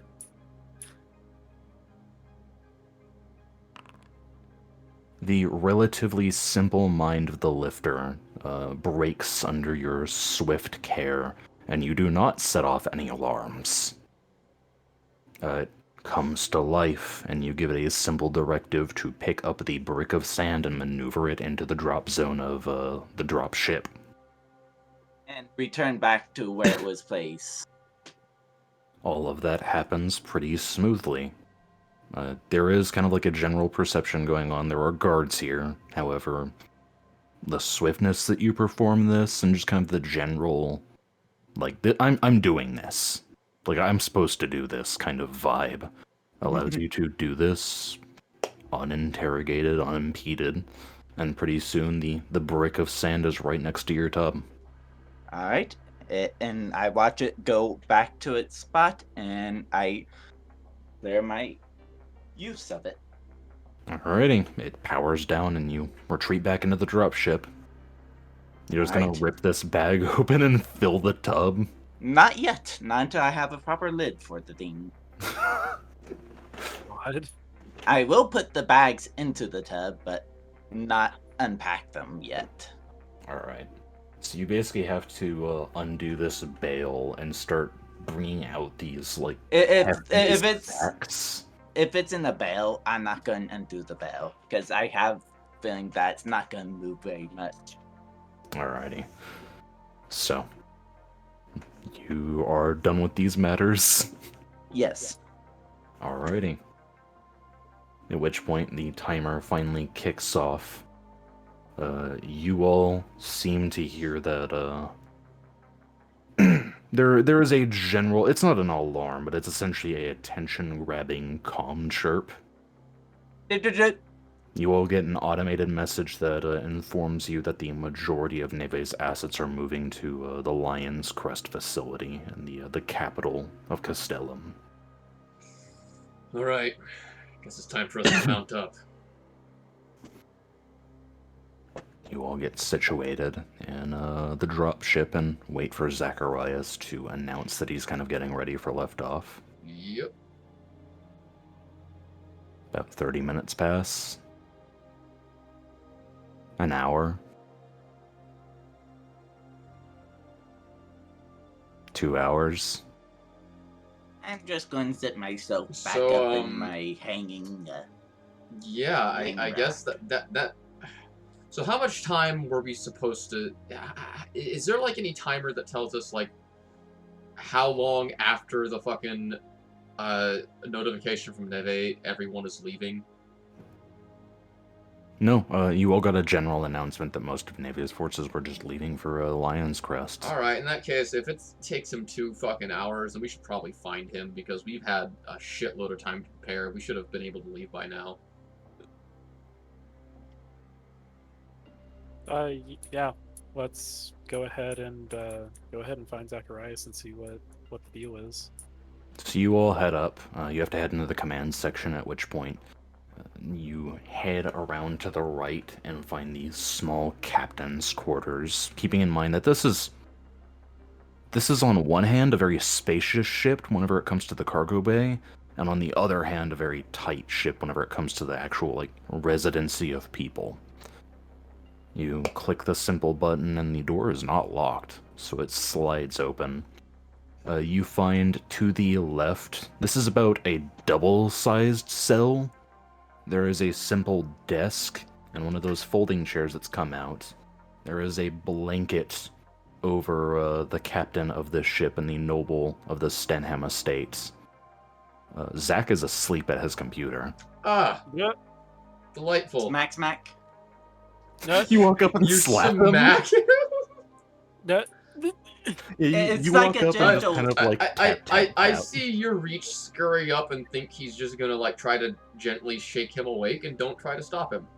Yeah, Carthan sees the mischief on your reach and is too slow to stop him. Yeah, you just walk up and just kind of like slap him on the leg, at which point he is shocked awake, like, "Ah!" And he almost about near falls out of his chair. The blanket does fall off of him. And for a second, he's kind of paralyzed by the fear of being surrounded by 4 different people and a small moth abomination. That's now covered in a blanket. He pulls back the chair and stands up and goes, "Whew." We were supposed to leave 2 hours ago, I say underneath the blanket. Oh shit, we were? Which when he looks at his comm unit. Fuck. And he's going to start walking around. He pulls off his jacket from a hook nearby and simply throws it on nonchalantly. Walks over to the command table and goes, "Attention all crew, please embark onto the dropship. We'll be leaving in about 5-10 minutes. And he looks over to the rest of you guys and gives you a simple thumbs up that you can tell he's still disheveled. Right. Yarich is just going to. Yarich debates just walking around with this blanket now, but folds it up into his chair. Stealing Zacharias's blanket. God. Why is our moth a menace? So, you all get ready, and with your newly awakened captain, the ship is brought up off of the dock. Similar, starting to grow comfortable to you guys. Growl of the engines kicking to life and the gentle rocking turning into a tumultuous rise as the dropship is clearly leaving the Crucible. Instead of the careful maneuvers and general kind of like ducking and weaving through bridges and different conduits. Instead, there is a steady, rising, like building feeling in your stomach that you are ascending. You're going up very fast. Alright. So, as all of you are just kind of chilling out, there is the clank of the internal gears of the facility as the platform that the dropship is resting on has seemingly settled into place. And you hear the engines go from that gentle growl to as it begins to lift off of the platform into the night sky of Castellum. Those of you that are subject to any tiny viewports that are available, mostly in the commanding bridge, can see the iron mountains of the Crucible surrounding it. Different structures embedded into also a similarly iron-colored dust that coats most of the landscape here. The ship takes off, begins to ascend higher and higher. You all are just waiting. It paces out into a pretty relaxing journey, actually. Takes maybe a good hour and a half to get to the place that you're meant to be. And man, it is a place to behold. So, the way that the Crucible was built, it was made with the intention to be industrial. It's a center of engineering, of craftsmanship, the general production of goods for the entirety of the Draconis Empire. However, Lion's Crest, the capital of Castellum, is a gleaming fortress. It rises high like a mountain out of the crust, bristling bastions armored with a seemingly almost auric plate, a gold-tinged quality that kind of decorates the entire facility. There are looming buildings, almost kind of built religiously in that general churchish vibe, that 40K kind of style of Gothic architecture. Sweeping, looming, massive, almost built like in human hands. And you all are steadily heading towards this place. Right. Nice. That is a view. Carthan is gonna say from the command deck, since he's found a spot to not take up too much space. I crossed my arms. Certainly looks a hell of a lot better than the last joint we were stuck in. So, as you proceed forward and more details become apparent, there is very clearly a segment which rises above all others. The actual facility, this city of a fortress, is built in layers, kind of similar to how the Crucible was, but instead of like industrial refining and civilian living and general shopkeeping, there is just more and more defenses, and you get a sense that the entire top of this place is dedicated to the defense of the Empire's capital. However, sitting on top, almost kind of funnily like a hat, is almost what seems to be a big old castle, golden auric leaning. There is a bunch of artistry decorating it, giant statues of just figures, I'd say almost 100 times the size of a man, decorating each individual sections, and in the in-between there are gun ports listing out. Again, the Lion's Crest is growing larger and larger in your view. About, I'd say, another 20-30 minutes pass, and this place has grown so big that you cannot see all of it in just your simple command bridge frame. You are now descending, heading off of your altered course. There is a general communications between the officer just getting a clearance and a general idea of where to land, which specific dock to go to. You all start to settle down for what is clearly going to be a bit of a ruffle trying to find a space to dock. You're actually kind of forced to wait around for a little bit and fly a bit, but eventually you are given clearance, and the dropship starts hurtling towards its designated area. In between, a massive carved metal statue of a brilliant eagle that is just standing vigilant. The dropship swoops underneath and swiftly settles onto a docking platform, much similar to the one that was built into the Crucible. You get a sense that there's a general, a standardized design for all of these things. So this one it's more decorated than the last one. At which point, as the engines begin to cool off, Zacharias, whose hair is in 1,000 different places, the communications screen begins to blink. And you see his face and his mood kind of drop as he's like, oh no. It flashes into place, and you see somebody in this archaic looking helmet, a knight's full faceplate coming in, with two glowing sensors where it has clearly been fashioned into some kind of sci-fi armor.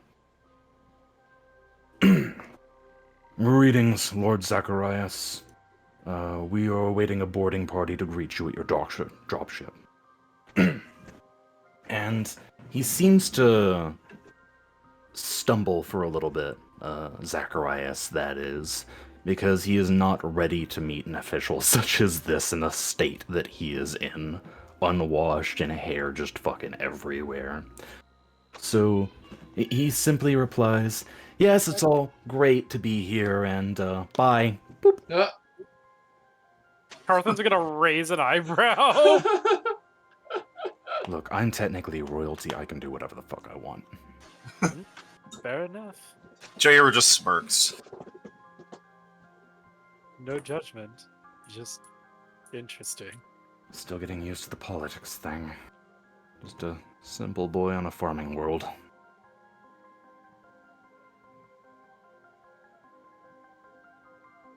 So, gentlemen. Yes. You have something to say? No, I'm just kind of waiting. Well, I'd suggest instead of waiting, perhaps brushing your hair. And Carthen's gonna kind of make a gesture to slick Or his back into place. putting a helmet on? I guess this time can't be better used.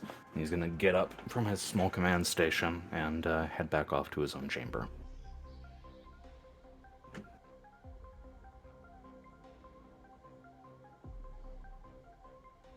As you all are waiting here, another communication signal flashes into life. Do we answer it? I am not a talker. There's a communications officer on the So command. to say, yeah, there's no way we're the only people on the bridge here. Oh no, you definitely aren't.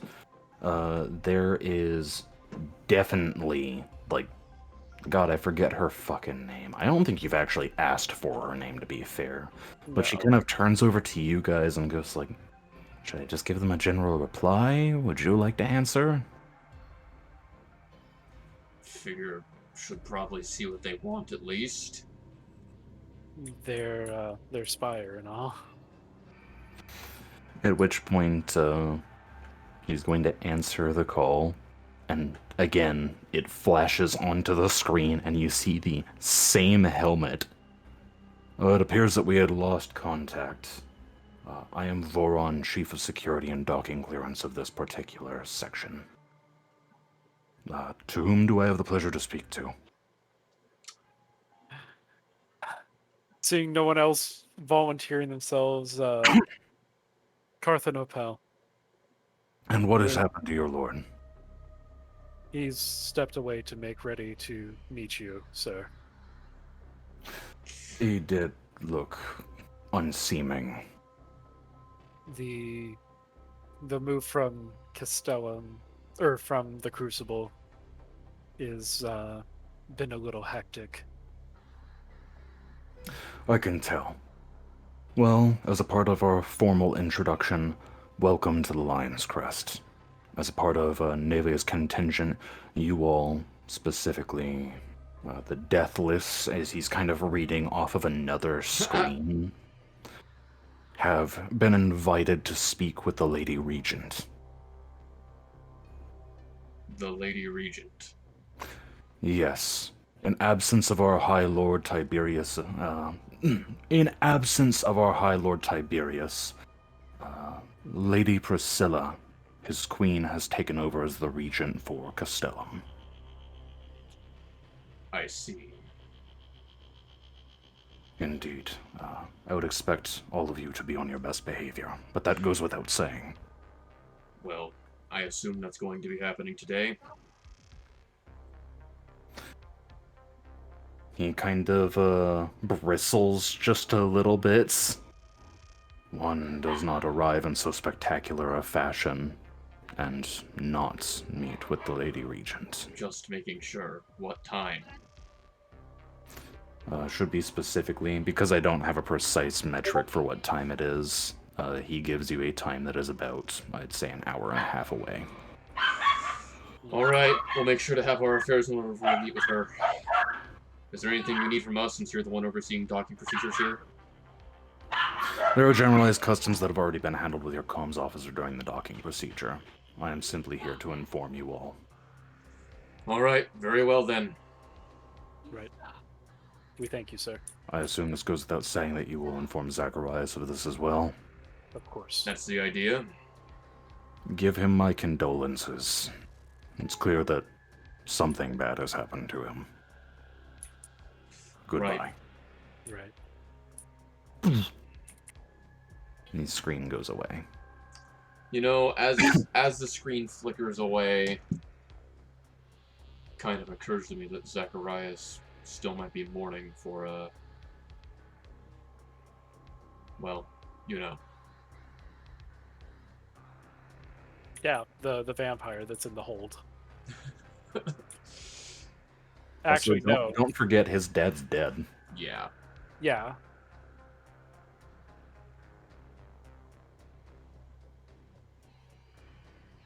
But that wasn't recent, right? Like, as someone who wasn't a member of the party before, like, meeting Zacharias. Oh, it happened before the party ever got there.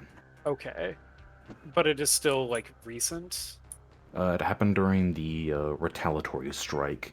To you, it would have been... I forget. Do your kind live for a while? Kanabo? I think they live like standard humans. Alright, to you then, it will have been a startling somewhere near 60 years. Ah, got it. Jesus. That was the time of the Syndicate's retaliatory strike against House Baldor. Right, okay. So, what's the group doing? I think we should wait for Zacharias to come back and give him the lowdown about how we're apparently going to be meeting with Priscilla. I think that we should probably tell him beforehand so he's not just ready to meet with some, like, docking official. That he's about to meet with the regent of Castellum. See, I figured, though, he had enough pride as nobility to look his best no matter what, but, I mean, you would know better than I do. You're actually involved in nobility. Yeah, Cartha's gonna sort of shuffle towards the quarters, towards the captain's quarters and knock. So it takes a little bit, but the door kind of slides halfway open, which is weird considering that it's an automated door. But you find that the more clad half of this individual, wrapped in towels, kind of peers out and goes, "Yes." Just to warn you, we won't be meeting with the docking officials. They're planning an audience with Lady Priscilla. So, the glasses that were balancing on the edge of his nose just fall off. Oh, Hmm? fuck.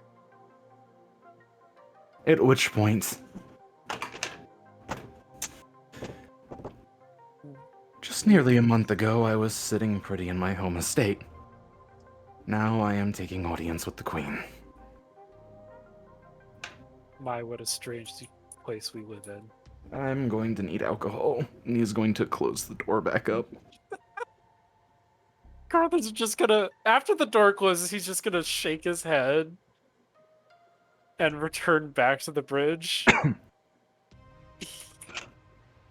He'll be ready, Good I to know. hope. Hope they So. don't expect me to dress nice.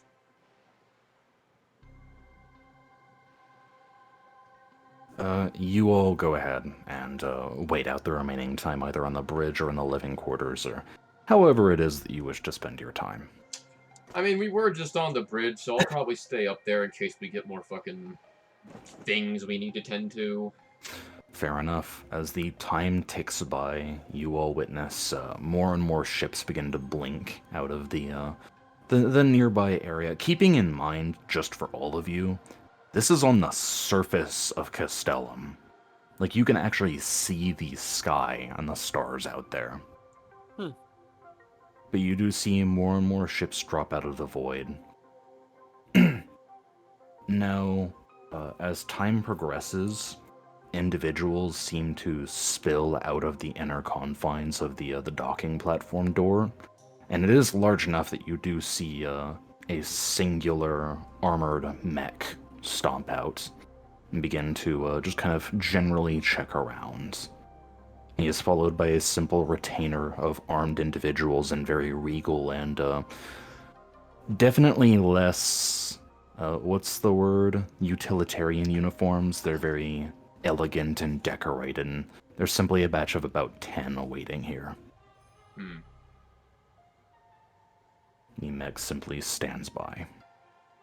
More time passes until all of you are simply gestured to go ahead and make your way out.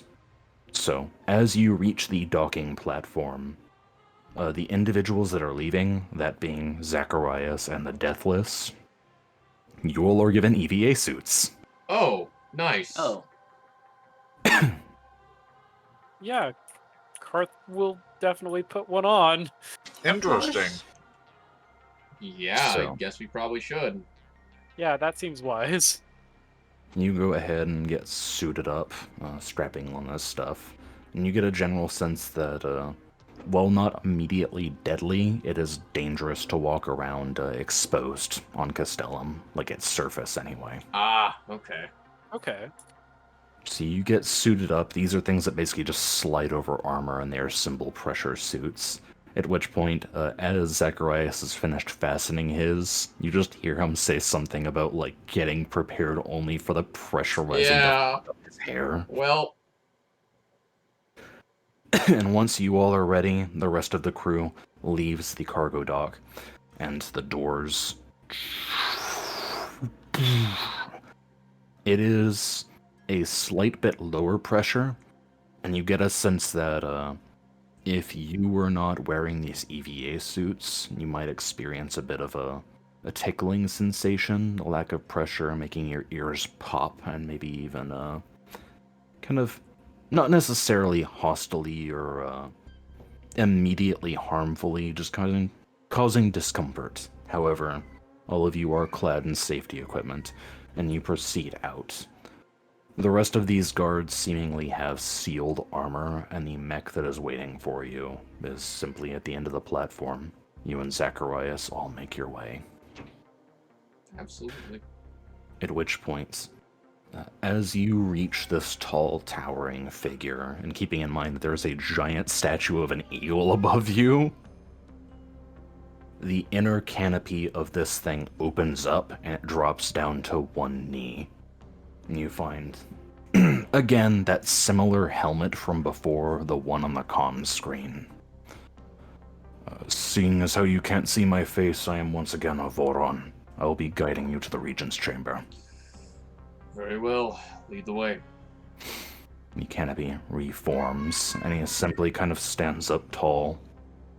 It is good to meet all of you. Likewise. And he's going to turn around and begin. And the 10 decorated, sealed armored soldiers, each with their own archaic kind of, definitely old-fashioned looking, maybe not powered gear, but definitely heavy armor, are going to sign to kind of wrap around you protectively. Alright. So, you all head in past the door, which is evidently some kind of gateway. It opens without pressurizing, and you see that the further sections in are also depressurized, some kind of safety measure. Blade of plating kind of treated like dead skin for protective reasons. And you continue in through empty section and empty section. These things devoid of decoration or anything aside from the much larger looming architecture of this very elegant palace. And you continue on your way, just marching through these places, towering tenements. Eventually, you make it to a place that is a bit further into the facility, and you find a place to discard your EVA suits and find that you breathe in much cleaner, refined air than was present in the Crucible. The rest of the guards are just kind of welcome to be out of the general weather of Castellum. And you all proceed once again. It's kind of a bit funny, because in a way this almost resembles a parade of sorts. As you proceed out into the populated sections, you find individuals that are garbed in very elegant clothing. People of sophistication, of higher breeding, and of noble titles are just kind of like raising their hands to their mouths and witnessing an armored contingent bringing a group of rascals and a singular disheveled noble lord. And you guys kind of draw a bit of a crowd. You're getting stared at by people who have presumably a much more comfortable life than you do. I kind of scan around the room with my helmet. No one can really tell who precisely I'm looking at, if anyone.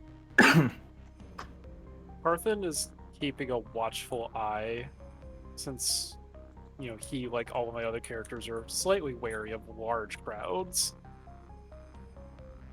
As you all are marching, Voron speaks through his mech's, he speaks through his mech speakers. I just didn't want to say speak twice, but I've spoken it 3 times, 4 times. Regardless. Oh well, the rock consumes. He once again vocalizes and says, I should warn you now that the population of the Lion's Crest is mainly nobility. Given that it's your capital, I kind of came to that conclusion myself. He does not have any more words for you as you continue. And now that you are into places that very clearly are designed to be livable, you actually find, plants that have been parked here. There are sections where it's just open, nice, cordoned off dirt and trees sticking through.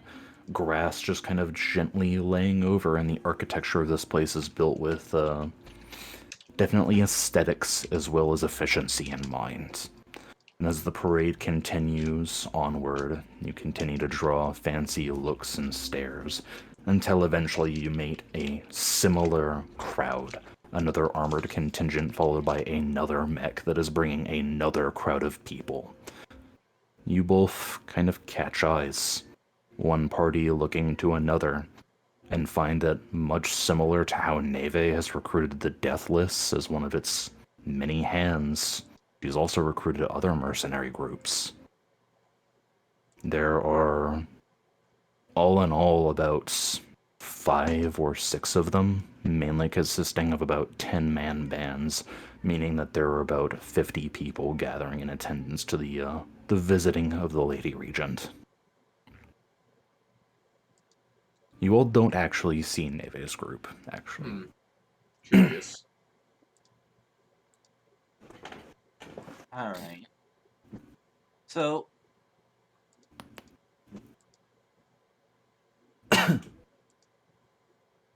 you're just going to fiddle his little claw thumbs and just kind of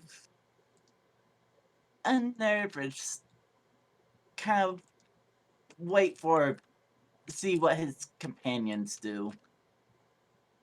Yeah, Cartha's just walking along. Yep, Fair enough. moving along with it. With not much disturbance. These groups eventually form together into a central hub. It looks like, based on the way that these floors have like lines crossing them, that you are entering some kind of transportation, a lift, very massive in scale. All of these groups of soldiers and escorts form unanimously into one whole contingent, a good 50 guards to a good about 55 guests. And as they form into one solid block, the one at the lead of Voron gives a simple dismissal order, and about half of that number simply turn and begin walking in formation off into the inner depths of the Lion's Crest. At which point, as they cross a unspoken boundary, the floor kind of lowers for just a little bit before it begins to rise up.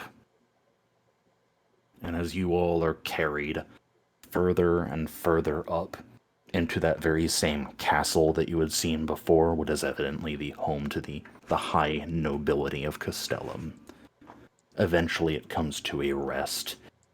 And there is definitely an almost godly air to this place.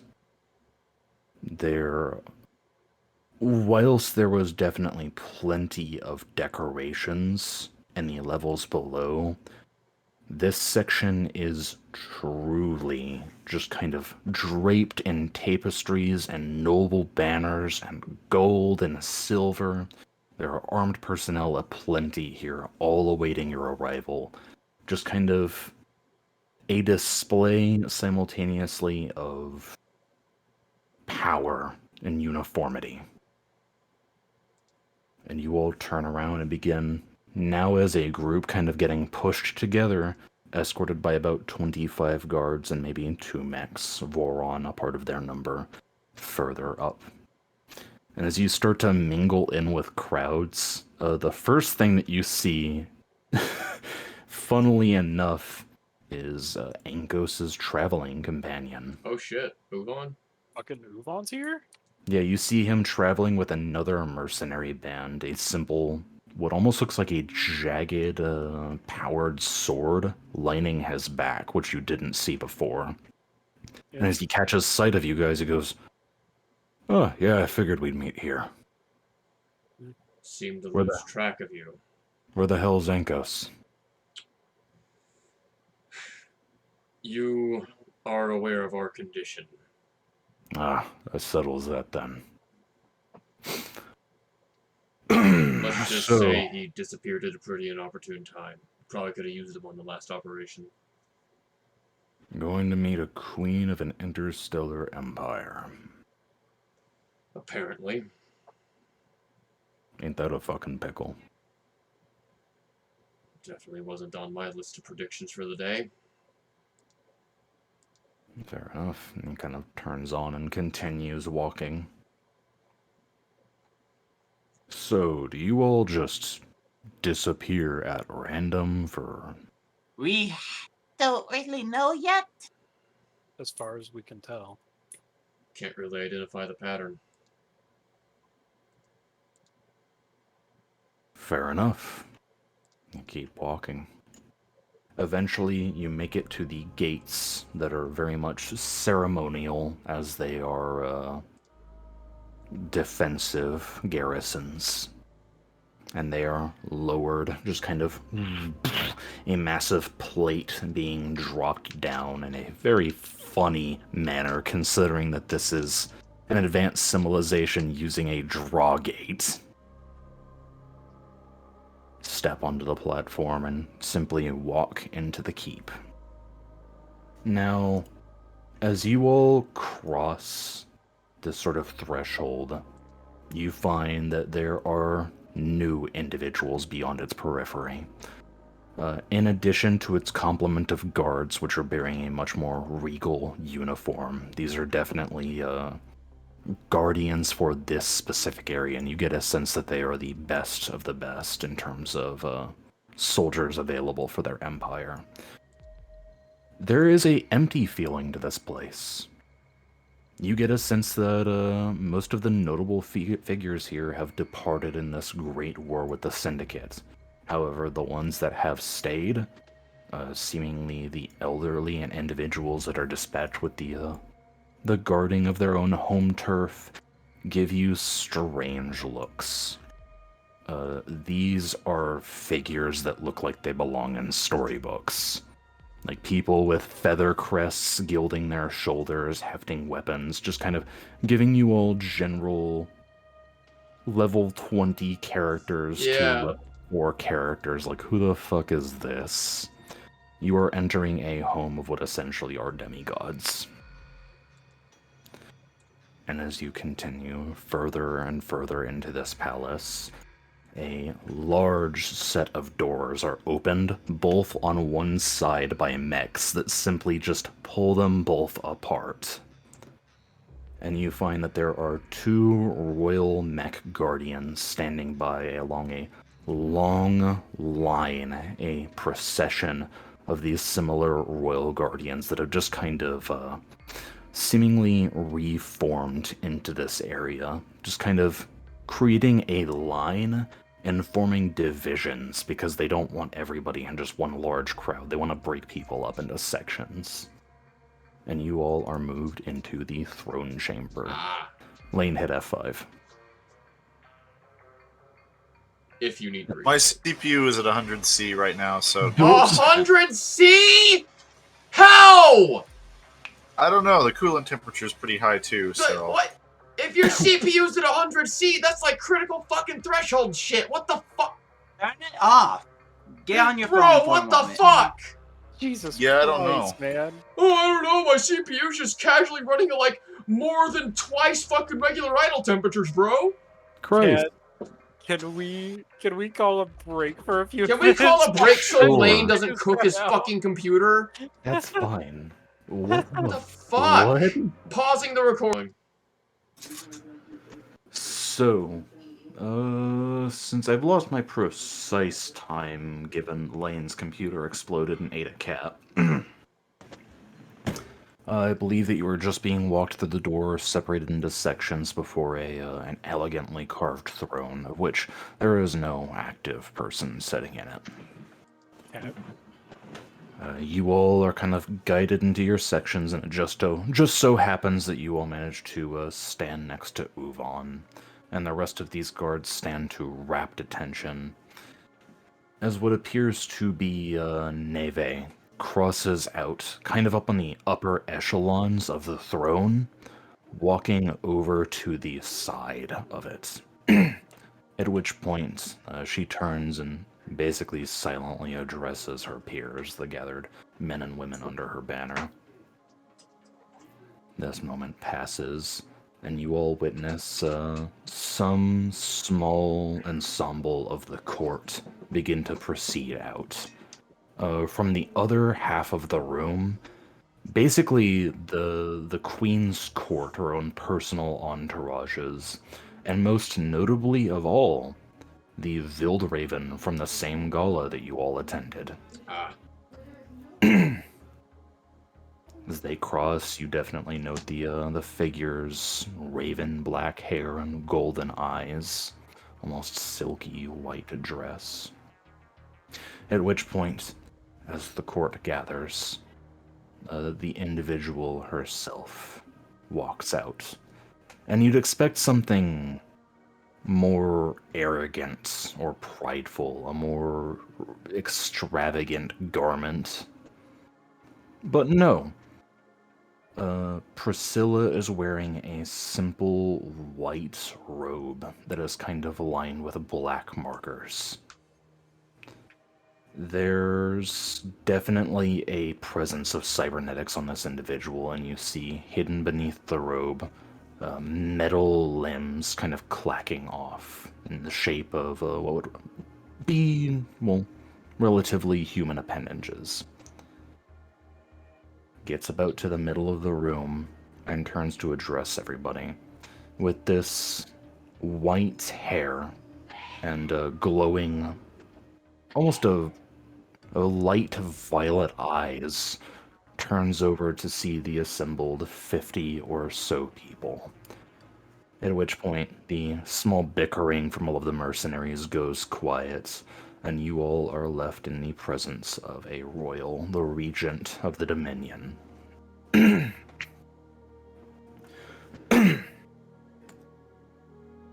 I am glad you all could make it.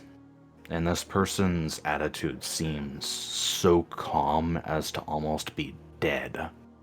It's almost like a corpse speaking with no hint of emotion. There are some matters of which I need to discuss with all of you. As of this moment, Neve is assuming direct command over this investigation, whereas previously I dispatched many agents to oversee the stopping of the fruition of the Hydra's plans. We are going to need to take more direct and confrontational measures in order to keep our cities, our planet safe.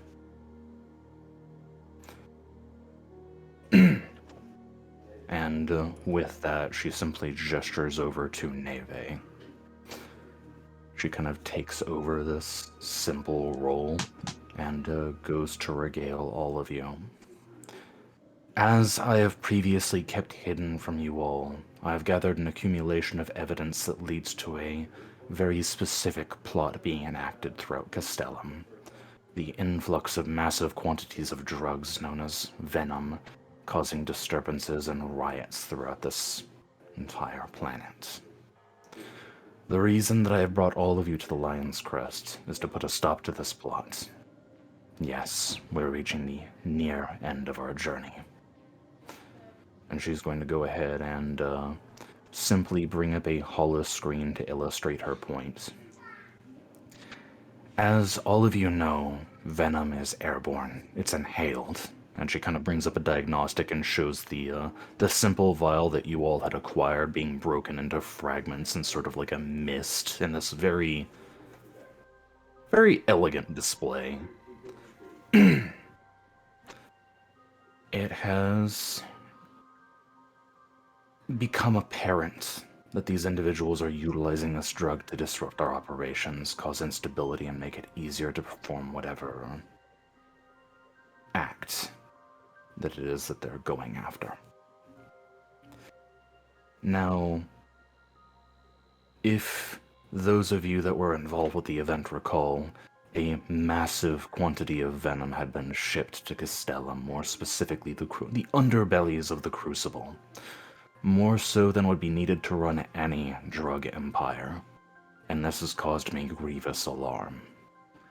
For, you see, this is no ordinary chemical. By breaking down its composition, we can reveal critical elements that pertain us to the enemy's plan. And as one of the droplets is focused in on, and it kind of breaks apart into the basic structures and chemical composition, there are immaterially acting agents in this formula. And for those of you that are unfamiliar, there are spikes of magic in this mixture. Ones of a transmutative nature. This many-headed serpent, as we've identified, has devilish connection to the infernal realms. This magic is used to grant it a temporary connection into the minds of the citizens that use it, and allow them to act as a conduit to fulfill their plans. If you followed anything about what I've said, this should alarm you gravely. This substance is inhaled. Massive quantities were imported. I'm going to take it that you all assume the greater picture here. There is the potential for an event so calamitous that could lead to the uprising and overthrowing of Castellum.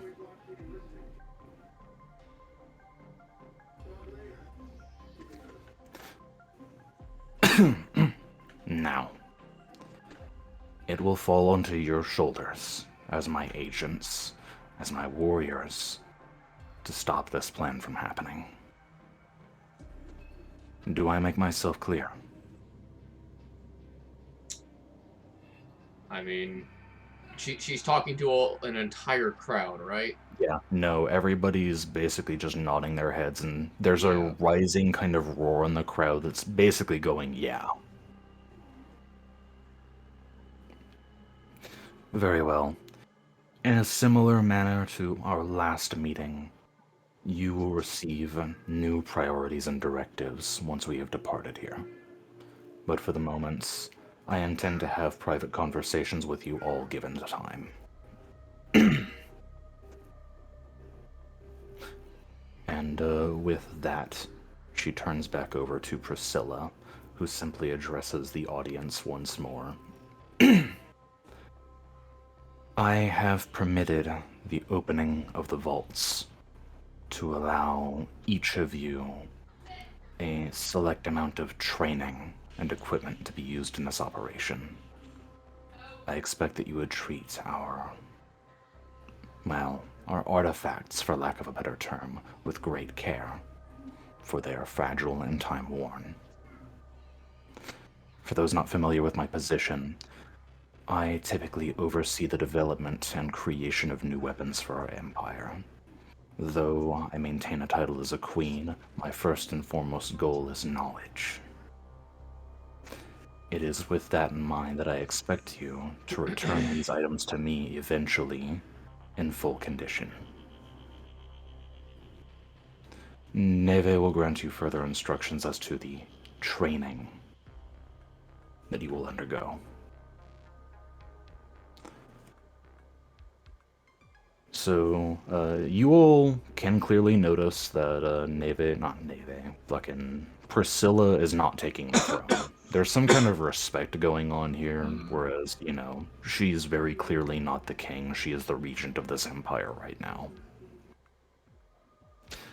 That being said, in a silent manner, you all witness the guards all at once, snap from their positions as if they have been given a silent command, and they are all going to basically look down at these mercenary groups. And you realize that the reason that they broke you into batches is so that they could easily cordon you off and guide you in different directions. I see. And that same dead, monotone voice as you are being ushered off into the inner confines of this place, I grant you all the best of luck. And you are guided into different sections of this palace, basically broken away from the throne, as Neve kind of clasps her hands and oversees this entire affair. And you all are guided out of this throne room. So be it. Kind of sheltering in the darkness as these golden auric lights are no longer gracing you. You find that you are traveling again with Uvon to a place unknown. Further and further away.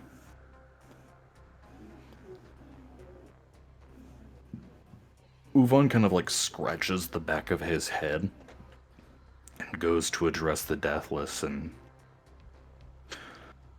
given a few years back, I would not have expected things to go this way.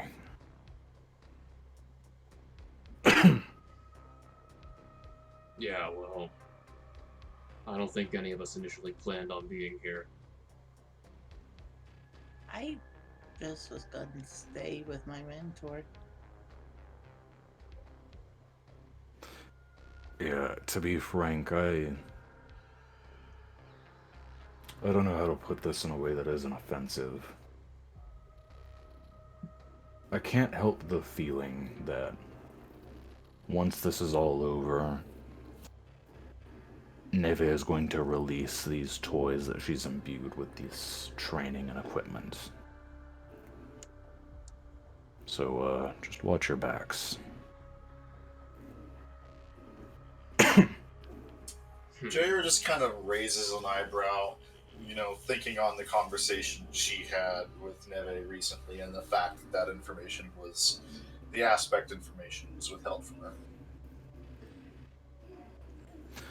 So, with that, you all are basically guided away. It takes you some time going through much similar rooms as previously before, as what has very clearly been deemed a worthy series of mercenaries. News spreads very quickly, and you get a sense that most of the nobility were probably watching this meeting, aside from a specific. Alright, I'm getting interrupted immediately. Goodbye. I'll pause it for the time being. Alrighty. So, you all are escorted out, and it takes you a good, 20 minutes of moving to realize that you are going somewhere distant, just by foot. Along with your kind of cordoned off group, split into about 10 in total, Uvon included in the four of you. There's 5 unknown figures here. They are of mixed races and ages. None here is fucking young as Yarreach. The youngest at most are young adults, but. That being said, you are taken off. And the place that you are heading, judging on just kind of the general idea, you're taking lifts down, you're going through different subsections. They're taking you somewhere secret, somewhere that is protected underneath all of this mantle, all of these different weapons and defenses. As you go down each section, the lights kind of atmospherically become dimmer and dimmer until you reach the place that you're clearly being herded to. Underneath spotlights and very clearly past the regal nature of this place, back into the utilitarian industrial sections, you will find that you are heading towards a large cube. The cube.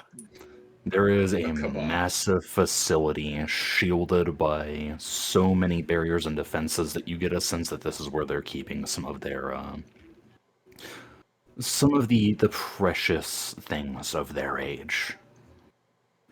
And as you eventually get to about base level with this and realize it is much bigger than you thought it was previously, that you head towards the singular entrance and exit to this place, which is guarded by 4 of these colossal mechs, just standing by, waiting.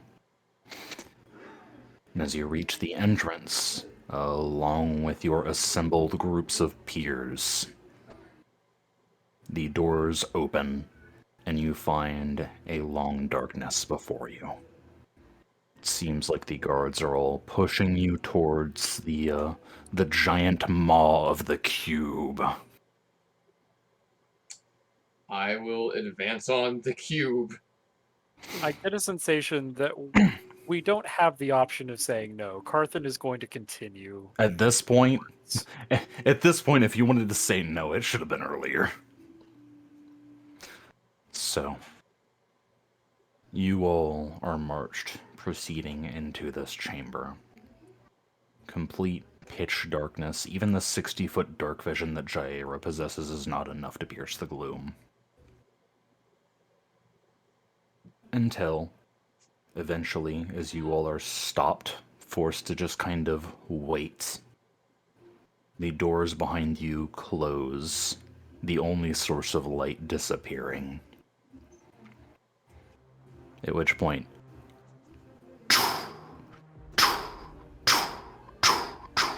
spotlights begin to come on, and you realize the true nature of this place. If anybody wants to give me a culture check. I do not have culture. I do not have culture. I do not have culture. Alrighty. Well, Well, I do. you do? I do.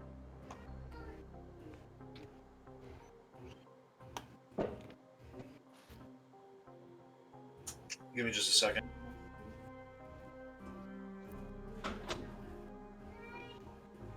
Would you like me to roll it for you? Negative, Ghost Rider. Alright. Come on, come on, come on, come on.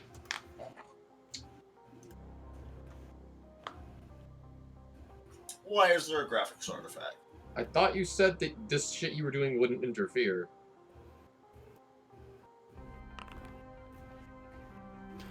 23. So, the truth about the vaults is that they are not only a reliquary for some of the more powerful items of the Draconis Dominion, but you also see that it is a training facility. And getting a sense of everything going on and your general idea is that, again, you've been selected for some kind of specialist training, and judging on the general vibe that everyone is giving off, you all get the sense that you're gonna be down here for a couple of days. Well, Yeah, this vault isn't just for holding items. We're about to get schooled, so to speak. Trained. At which point, the same individual, the Vild Raven from before, walking on platforms far above you, simply speaks, and all of you hear them, despite there being no present speaker technology. Greetings, peons. I have been given permission to relinquish to you some of our martial training. Now, I expect that some of you will be rather disgruntled with your apparent imprisonment down here in these chambers, but I assure you that the blessings that I will give to you will prove to be more of a boon than a bane. And it will be needed to survive the coming times. At which point, this individual, which, by the way, is, like, in garb that is definitely not meant for athleticism, grabs a hold of the railing and just jumps over. And falls a good 40 feet. And hits the deck all in front of you. Stands up. So, which one of you will be the first?